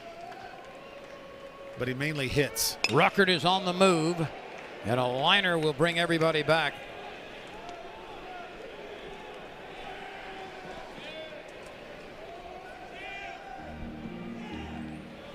Have you ever sat in any of those? I have not, but have you ever watched a game from any of those field level luxury boxes? I have, and I like them. You're almost eye level with the players. Runner moving again. On a 3-2 pitch with 2 outs. There's boxes that were put down on the field level last year, so this is year 2, down the first and third base line. One, they've taken away a lot of foul territories, so I mean, as a pitcher, that's not really a good thing. But they are great. I mean, they got servers, and you can order food right to your booth. They've got heaters down there when it's cold. There will be no play on this either. Did I see television screens or computers or something down there? I think they have something like that. Maybe, I don't know if they have a screen. I know they have a little ice chest kind of area. And you can't get any closer to the field than those boxes down the first and third base line.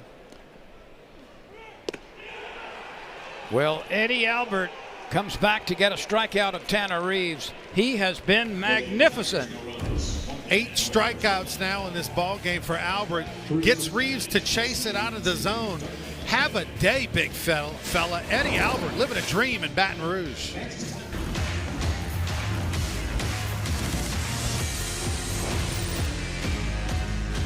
A beautiful day in Baton Rouge as we move to the 8th inning. LSU clinging to a tenuous 2-0 lead. Ronnie, let's look at this LSU pitching staff over the last 3 games, including Schmidt's performance today. Quite the reversal from what we saw earlier. Yeah, regardless of the competition, Lynn, the thing that I look at is 36 strikeouts, 4 walks. I don't care who you play, the 4 walks is important. The fact that this LSU pitching is throwing strikes and is the impressive thing. They have a 9-to-1 strikeout to walk ratio as a staff through 2+ games. Henry Murray is pinch hitting for Camden Rush. And the Tigers have made a couple of defensive changes. William Patrick has replaced Tanner Reeves in left field. And as anticipated, Jack Ruckert stays in the game after batting for Dardar. Ruckert at second base and William Patrick now in left field.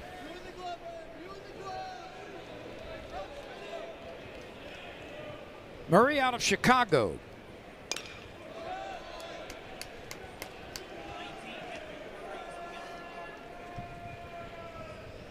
He brings a .364 average to the plate with 4 driven in.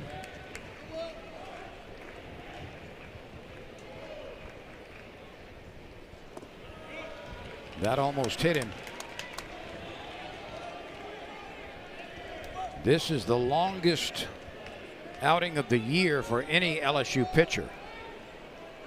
Schmidt working in the 8th. That was the 93rd pitch of the game for Schmidt.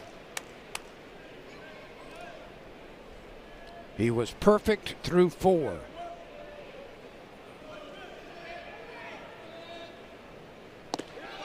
A late swing on that high heater. And 94 on the fastball. And this is a good sign for LSU as a pitching staff, because this is now 3 starters in a row this weekend that have all had quality starts. As a pitch upper quadrant on the outer portion. 9 punchies now for William Schmidt. Let's see if you can get 10. It's always a great number for a pitcher. You get to double digits. How many games did it take you? Uh-oh. Milo Suarez is pinch hitting, and he's promptly plunked. I don't know if Jay's going to let him get to 10. That might be one to make the move on, because Maverick Rizzi's more than ready. So Suarez is hit by a pitch in a pinch hit roll. And here we go with the move to the mound by Jay Johnson. Schmidt has done everything required of him and then some.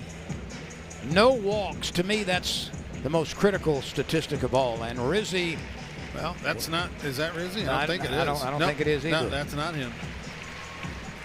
Kept showing Rizzi in the shot down there, but.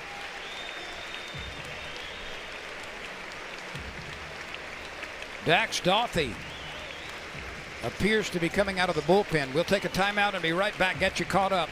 Right now, LSU leading 2-0 over Dartmouth in the 8th inning. On to take over for William Schmidt, the senior who carries 208 pounds on a 6'3" frame out of Round Rock, Texas. no record this year. This is his 5th appearance. Only 3 1/3 innings, 2 hits allowed. He has not walked anybody. He has struck out 7. He's had some hard luck. His ERA is 6.30, but they feel like Dartmouth can be a real contributor out of the bullpen.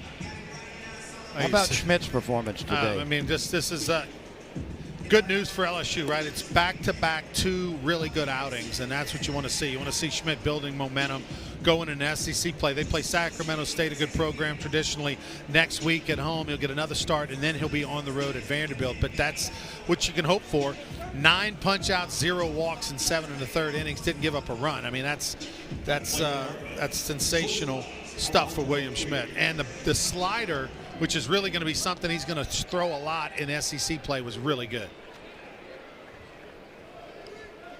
Puig will try to extend it for this Dartmouth team. 1 out. Can't come up with that breaking pitch.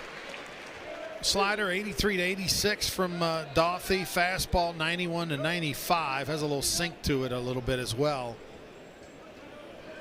Does throw a changeup, sweeper, cutter is. And the Angelo State product, one of the older players on the team, shown a lot of command through his 3 1/3, but entering today, he's 7 punch-outs, 0 walks. Uh-oh. Showed a lot of command, Lynn. I put the jinx on him. Well, that's back-to-back players who have been hit. One by Schmidt, one by Dartmouth, and suddenly the tying run is at first base. You've got to be sharp throughout. And here comes Jay Johnson again. So could this be a I'm not going to guess who's performer? coming into the game. I'm just going to. Well, Dartmouth hit the first batter he faces, and that's going to be all for him. Okay, now that is Maverick Rizzi. Maybe that's who they intended to put in the game. Well, he casts a longer shadow than most.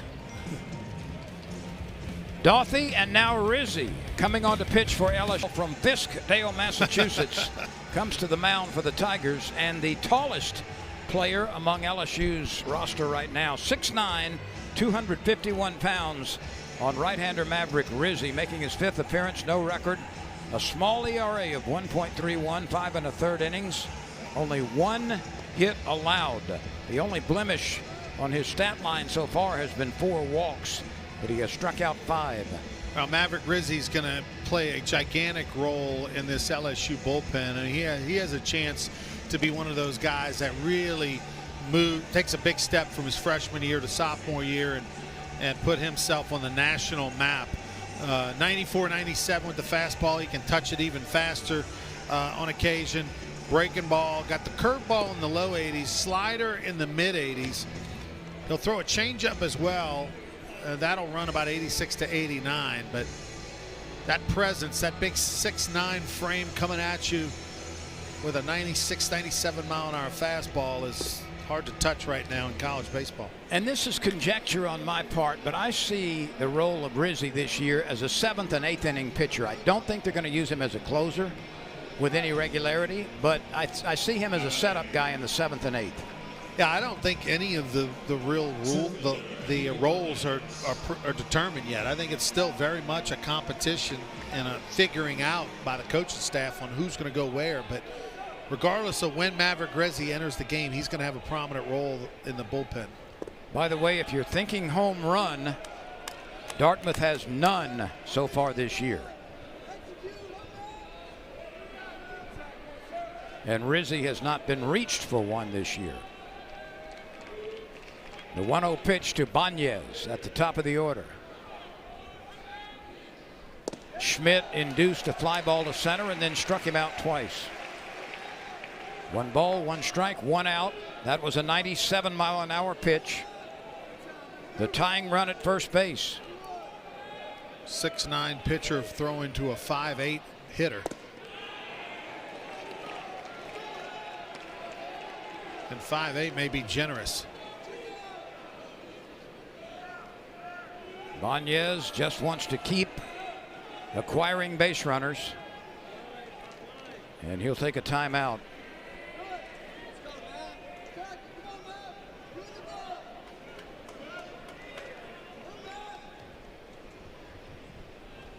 Dartmouth taking a page out of Jay Johnson's book, going with a offensive timeout here. Dartmouth has been to 7 NCAA regionals in its baseball history and 1 World Series, and that was 1970. Were you born in 1970? I don't think so. No, 1972.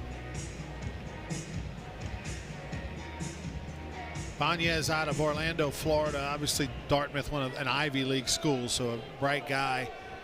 And he has been there all 4 years.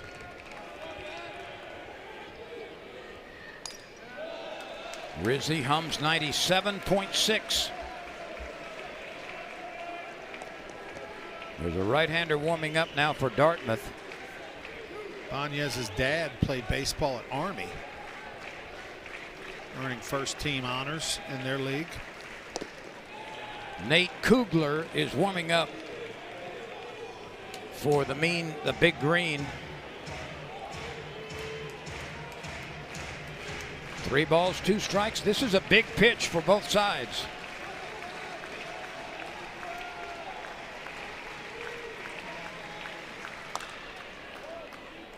We will do it again at 3-2. What is the stat you always talk about on 3-2 pitches? 63% of 3-2 pitches are fouled off. Now that's according to Skip Bertman years ago. Okay, well, so that statistic changes a lot. I mean, 63, sometimes you tell me it's 58. I mean, the number changes. Rizzi strikes him out swinging, and that is a huge out.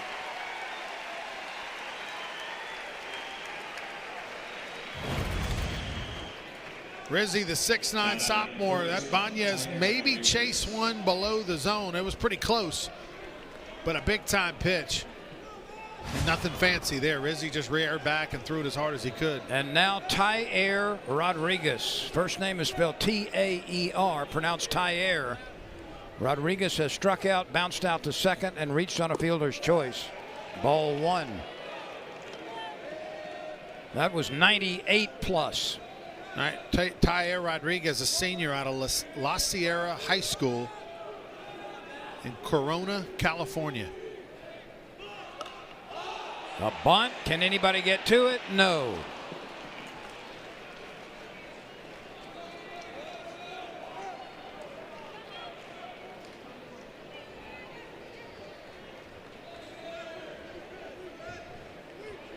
Caraway went over to get that foul ball bunt and then just told Dartmouth to keep the ball. That's not something that ever would have happened under Skip. Oh, no. Matter of fact, you probably wouldn't have got a post-game meal had you given a ball to a fan. That was $4.73 right out the window there. And it ain't got any cheaper since then. What are they, about $8 a piece? The ones LSU uses, yeah, somewhere around that. I remember a few years ago when I was with Coach Bertman, he took a tour of the new hitting facilities back when it was built, and he walked in and there were just buckets and buckets of pearl white baseballs just everywhere. And he just was in amazement that they had about 10 times the amount of baseballs that he had when he was a coach winning national championships. Swing and a miss on a big breaking ball. That had some horizontal movement to it. It's all right. I do the same thing with the Rougarou. He taught me well. I'm over there checking men foul balls and keeping tabs on them.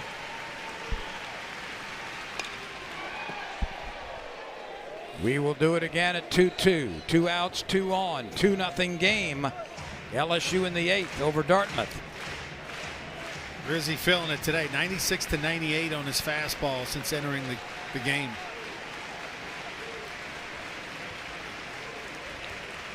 Here it comes.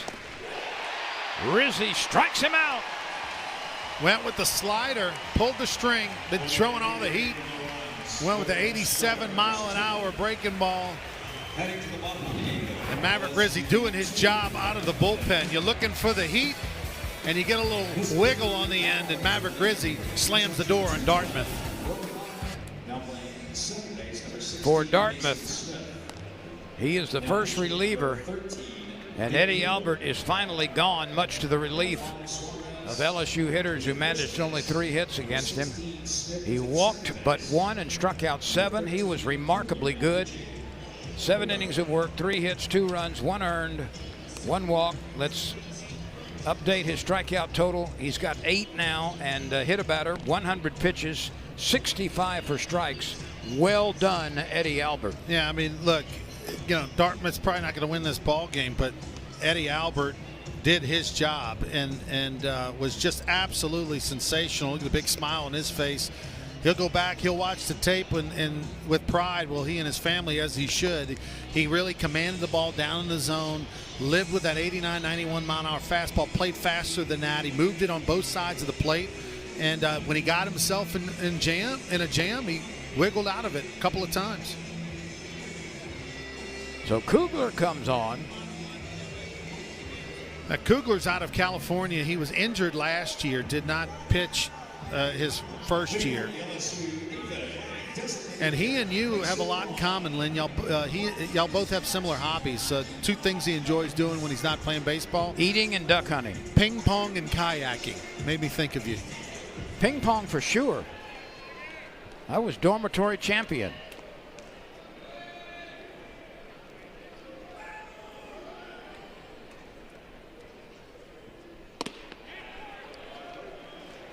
Milo Suarez is the new first baseman. Mason Smith is the new second baseman.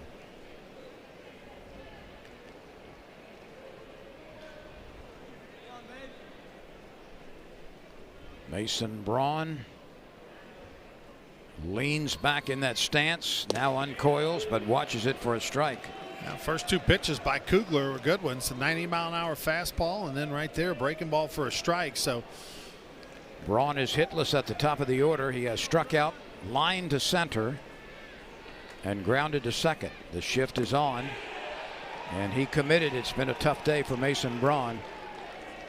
And that's the 9th time LSU has struck out. All right, here, well, that's a really good breaking ball, especially in 0-2, right? I mean, as a hitter, you have to expand the zone a little bit. Started off as a strike, broke out of the zone, but Braun couldn't hold up. Here's Derek Curiel. He has not reached base. He has struck out twice and grounded out.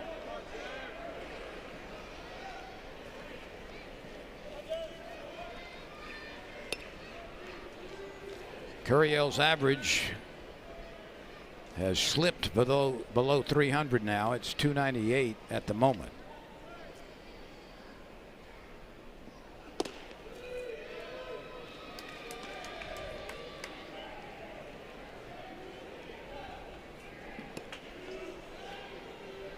We had a rare encounter today between the 2 starting pitchers. Eddie Albert and William Schmidt were just brilliant. Control was exceptionally fine. Hits were held to a minimum. And both of them put on a pitching clinic today. 2 different types of pitchers, but equally effective. Only 7 hits in this game, LSU with just 3. Here we go at 1-1. Kugler to Curiel.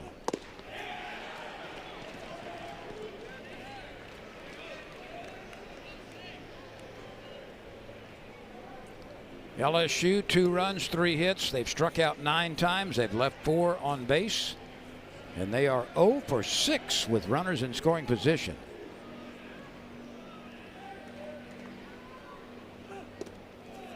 I don't know what's a bigger surprise, the 0 for 6 with runners in scoring position, or the fact that they only had 6 runners in scoring position as we play here in the bottom of the 8th. But are you concerned because over the last 3 games, LSU is 2 for 22 with runners in scoring position? I go back to Tuesday as well. I mean, I know they ended up scoring 6 runs technically against McNeese, and lost that game, but they didn't have double-digit hits. Smith cannot recover in time. The new second baseman bobbled a routine ground ball, and the Tigers got a base runner with 1 out. Curiel runs really well, and so even at second base, this normally with most runners, that little bobble right there is not going to cost you anything, but Curiel just does beat it out by half a step. And now let's see if LSU can take advantage of another gift by Dartmouth's defense. Now there is a left-handed reliever throwing in the bullpen. In fact, I think one lefty, one righty.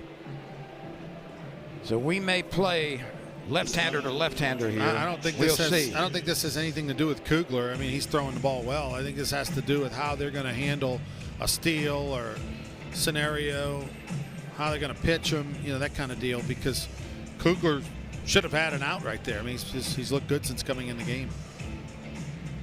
And he will stay. Lefty righty up in the pin.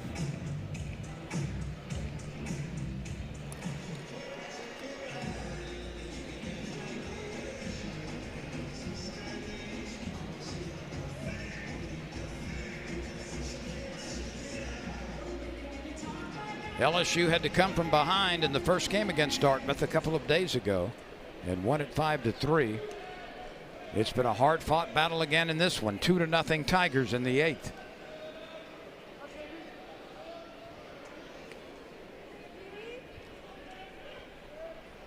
Brown hit a long home run in the first inning, his 5th of the year.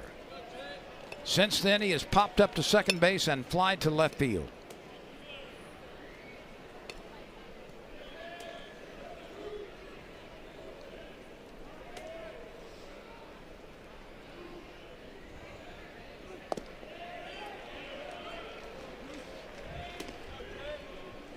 Kugler throwing a lot of strikes. That was 91 away from Jake Brown. Jay Johnson said before the season that Jake Brown had a chance to be one of the best players in the country, and he has gotten off to the start that has put him in that conversation. Off speed, and he was in front of it. Brown came into the game batting .408 with a team leading 20 hits and a team leading 4 home runs. He's added 1 to that total, and a team leading 18 RBI. He's added 1 to that total. So he's the Triple Crown winner right now for the Tigers. Boy, he just did get a piece of that one. Kugler showing a really nice breaking ball down in the zone. Sharp. It's got a sharp bite to it. And he's putting it in a spot where he can't be hurt. Right here, 0-2. Trying to get under the bat. Hit off that. Trying to hit it, kind of a back foot curveball. Let's watch Curiel here. Not going. Brown tattoos one into center field. Banez back. He cannot get it. Curiel rounds third. He's waved to the plate. He's going to make it without a relay throw. Jake Brown once again. What can Brown do for you?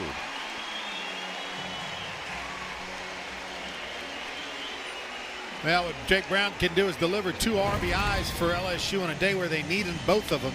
This is a kind of a tomahawk special. This ball is up, maybe even above the letters a little bit. He gets the barrel on top of it. I felt like Banez might have been playing a little shallow there with Jake Brown at the plate. And he comes through big. Curiel didn't get the best read on it, but he's got big-time wheels, and he scored easily from first. Well, he had to hold up in the off chance that, in the odd chance that that ball would be caught, because there's only 1 out. Now York.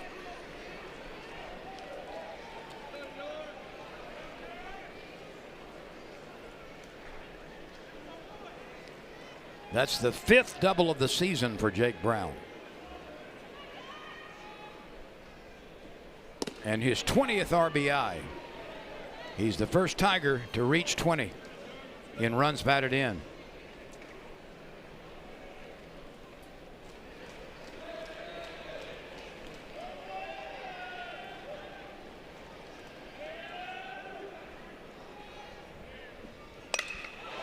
York hits one high and hits it deep.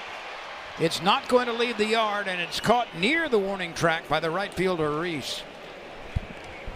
That ball came off the bat a little bit soft. It wasn't exactly his most squared up swing, but still he was able to drive it to close to the warning track. Yeah, Kugler did a nice job of getting that ball in enough on York to where he couldn't quite get the barrel on it all the way.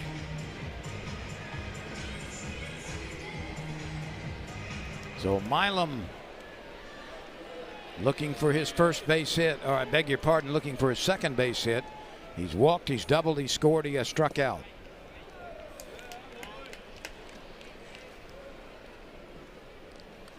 Want to know from Nate Kugler, Kugler.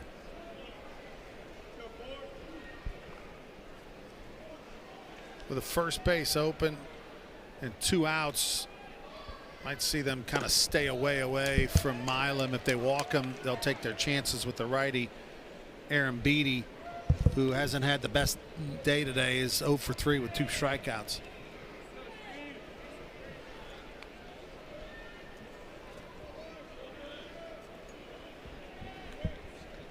The Tigers will carry at least a 3-0 lead into the 9th. Aaron Beatty does a half swing strike. That's Milam with the I beg your pardon. Yes. Surprising swing right there, because the count was 2-0. Usually when it's 2-0, you're sitting fastball, Yep. certain location, and for him to do a half swing on a breaking ball, he was completely fooled. Now the 2-1 offering to Stephen Milam.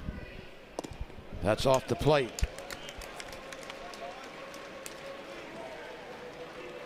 These are the moments where Milam has been clutch, regardless of his average at times. He has come through late in game spots here. This would be another opportunity. 3-1 count, base hit will score a run and give him the cushion they're looking for. That's been his MO, providing what's needed at the time it's needed. First baseman doesn't see it. That'll make its way into foul territory. Maybe they don't have the same kind of sun in New Hampshire as they do in Baton Rouge, because doesn't matter the position. They have all struggled, Dartmouth players, to see the ball in the sun. This might be the first time they've seen the sun getting ready for the season. Definitely the first time it's been this bright. I mean, it's 24 degrees right now in New Hampshire.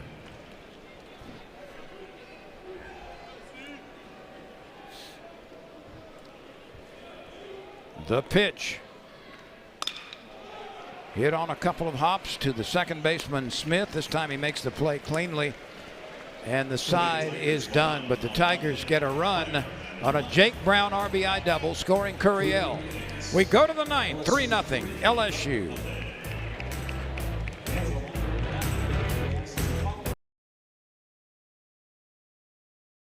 Interesting time with the high sky in Baton Rouge. This right here was ruled a double. The very next batter comes up, and that's an error in left field, and then an almost drop as it's snow coned. Then we had a missed play over by the catcher and the first baseman, and then finally, okay, got it. And then a celebration ensues as, hey, nice job. It is, and look, there's plenty more catches that have been made today by Dartmouth players that have been a little oogie, to say the least. Oogie is a good word for it. Let's see if Rizzi can close this thing out for the Tigers. He's got a 3-run advantage. The hits are even at 4 apiece. They've been very difficult to find. Rizzi came out of the bullpen and struck out the 2 batters he faced with the tying run on base at the time. DiCorrado is 0 for 3. He has bounced out, lined out to York, and flied to left.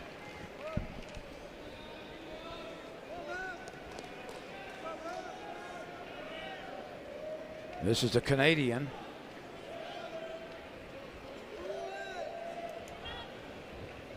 It may surprise you, Lynn, that Dartmouth out of New Hampshire only has 1 player from Massachusetts. I looked it up because Maverick Rizzi is from Massachusetts. You would assume there might be some connection, but that is not the case. Only 1 baseball player on this team is from Massachusetts.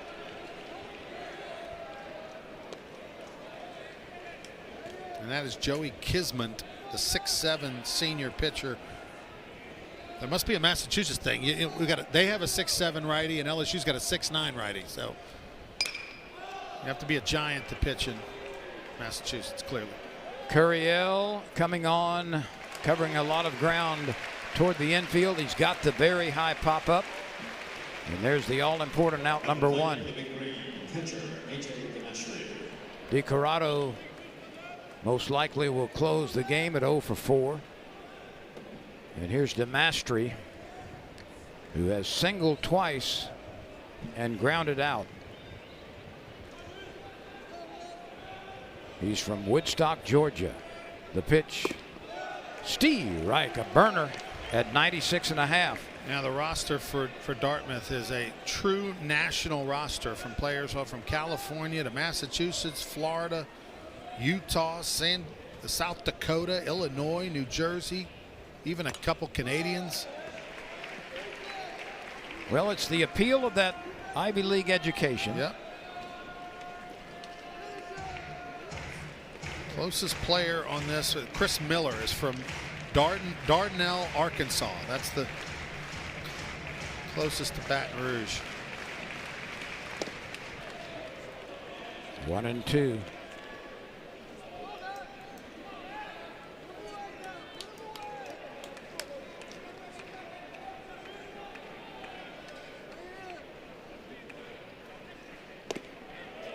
Now 2-2. Now for Maverick Rizzi, this is a role that who knows exactly if he's going to be the setup closer or if they'll kind of have a couple of guys who can close games. But this is good practice for Maverick Rizzi here, being able to pitch the 8th and 9th. That didn't miss by much.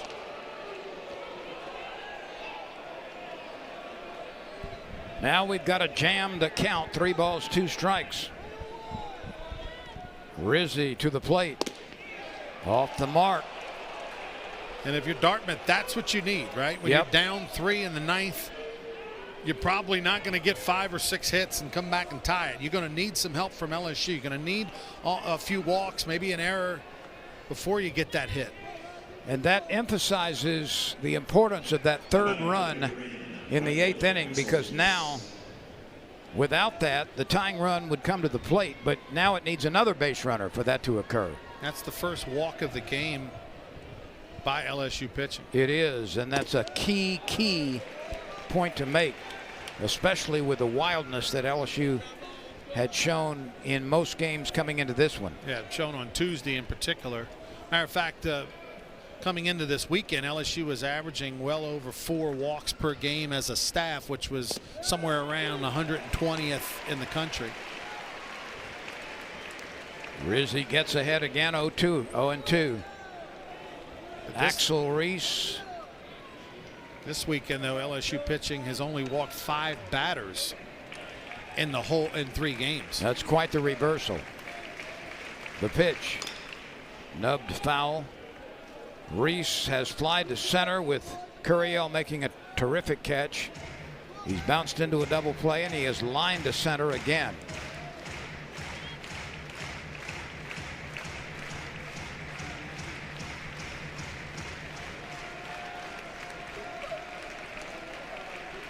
Reese hitting .217 at the moment. He got a little sliver.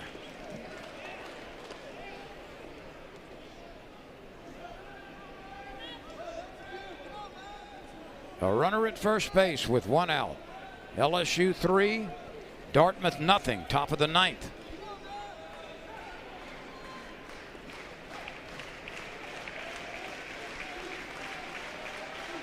The 0-2. He overthrew it.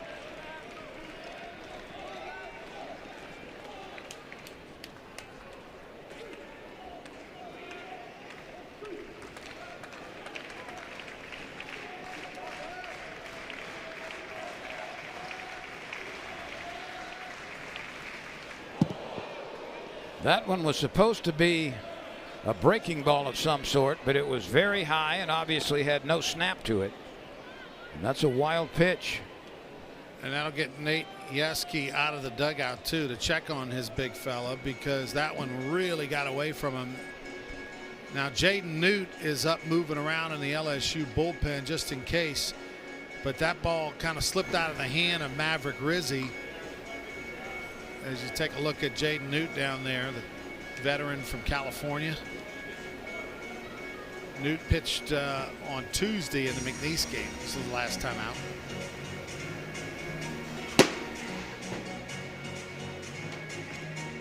Tomorrow the Tigers will be here again A 6:30 start.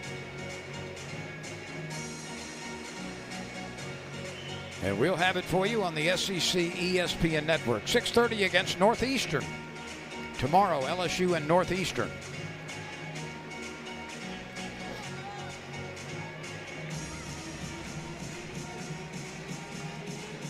Dartmouth needs another base runner to provide an opportunity with the tying run at the plate.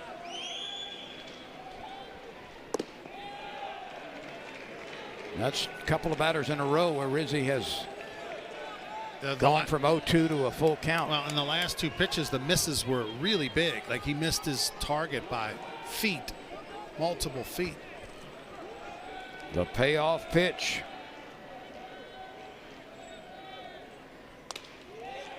There's that 3-2 foul ball again.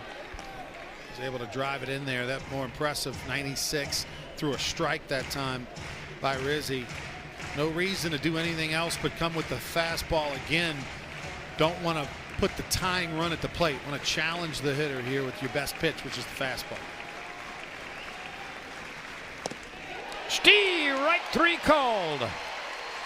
Out number 2 as Rizzi threw a BB past Reese. Yeah, not quite sure what Reese was looking for. That was a 97 right down Nicholson drive. I mean, and he looked frozen as if he was expecting something different. That pitch was as cold as an ice pick. 1 out to go for the Tigers. Chris Miller comes to the plate. Once again, a misconnect at the plate. A wild pitch.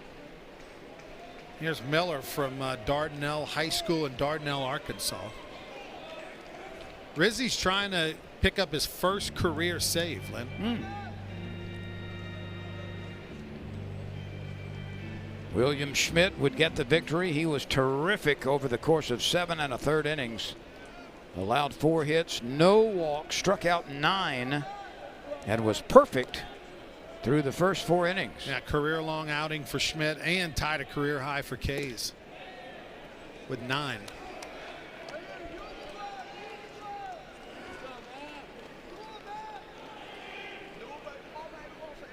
Miller is hitting .083.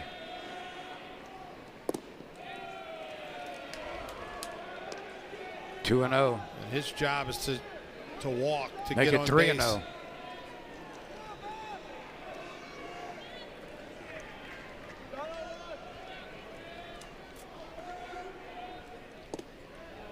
It's a 4-pitch walk to an .083 hitter. And that's not what you want to see. Nope, because it brings the tying run potentially to the plate. Rizzi came out of the bullpen throwing strikes. He fanned the 2 batters he faced last inning with 2 aboard. Pitch hitting. For target number 10, Jack Niswanger. Jack Niswanger is going to pinch hit for Murray. So this is Niswanger. Niswonger. Jack Niswanger.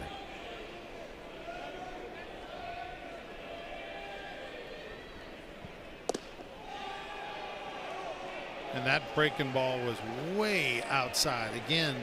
And that's it. Jay Johnson's not going to see any more. He's going to go bring in Jaden Newt. So Maverick Rizzi was 1 out away from getting his first career save and a walk, and then started off things badly here. Jay Johnson's seen enough. So Rizzi can't finish. LSU trying to hold on, leading 3-0 and 6'4", 244-pounder. 5.25 ERA over the course of 4 innings. 3 hits allowed, 5 strikeouts, 3 walks.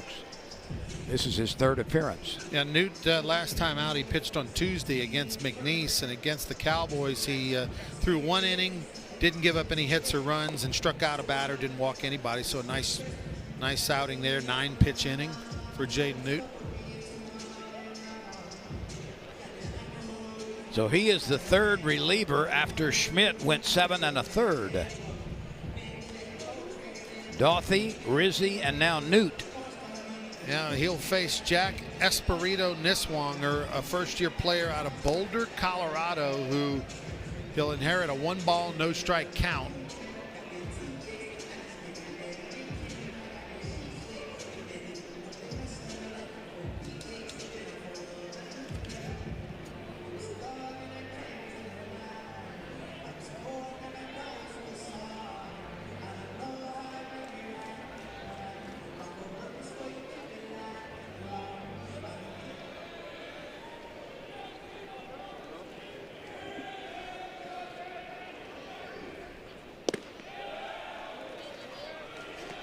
There's ball 2 on the first pitch from Jaden Newt. 2 outs, runners on the corners. Newt rips one over the outside part of the plate.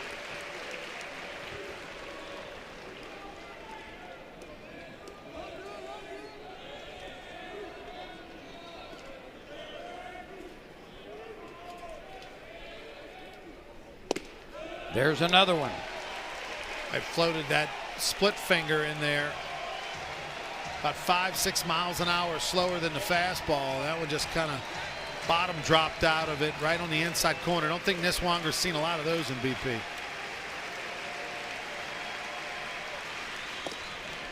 Newt misses wide.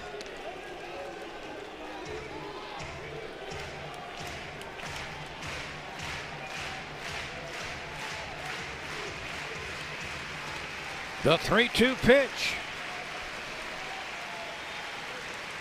Swing and a miss. Newt comes out of the bullpen to strike out the final batter. And the Tigers get the shutout. William Schmidt earns the win. He's 3-0. Eddie Albert pitched brilliantly but took the loss. He's 0-2. Newt with the save. And LSU does enough to win despite collecting only 4 hits. Boy, look at the bottom just dropped out on that pitch. That was a big-time splitty by Jaden Newt. We thought Rizzi was going to get the save. Newt got the opportunity to get the save. That's a good sign for LSU. But today the story was all about William Schmidt.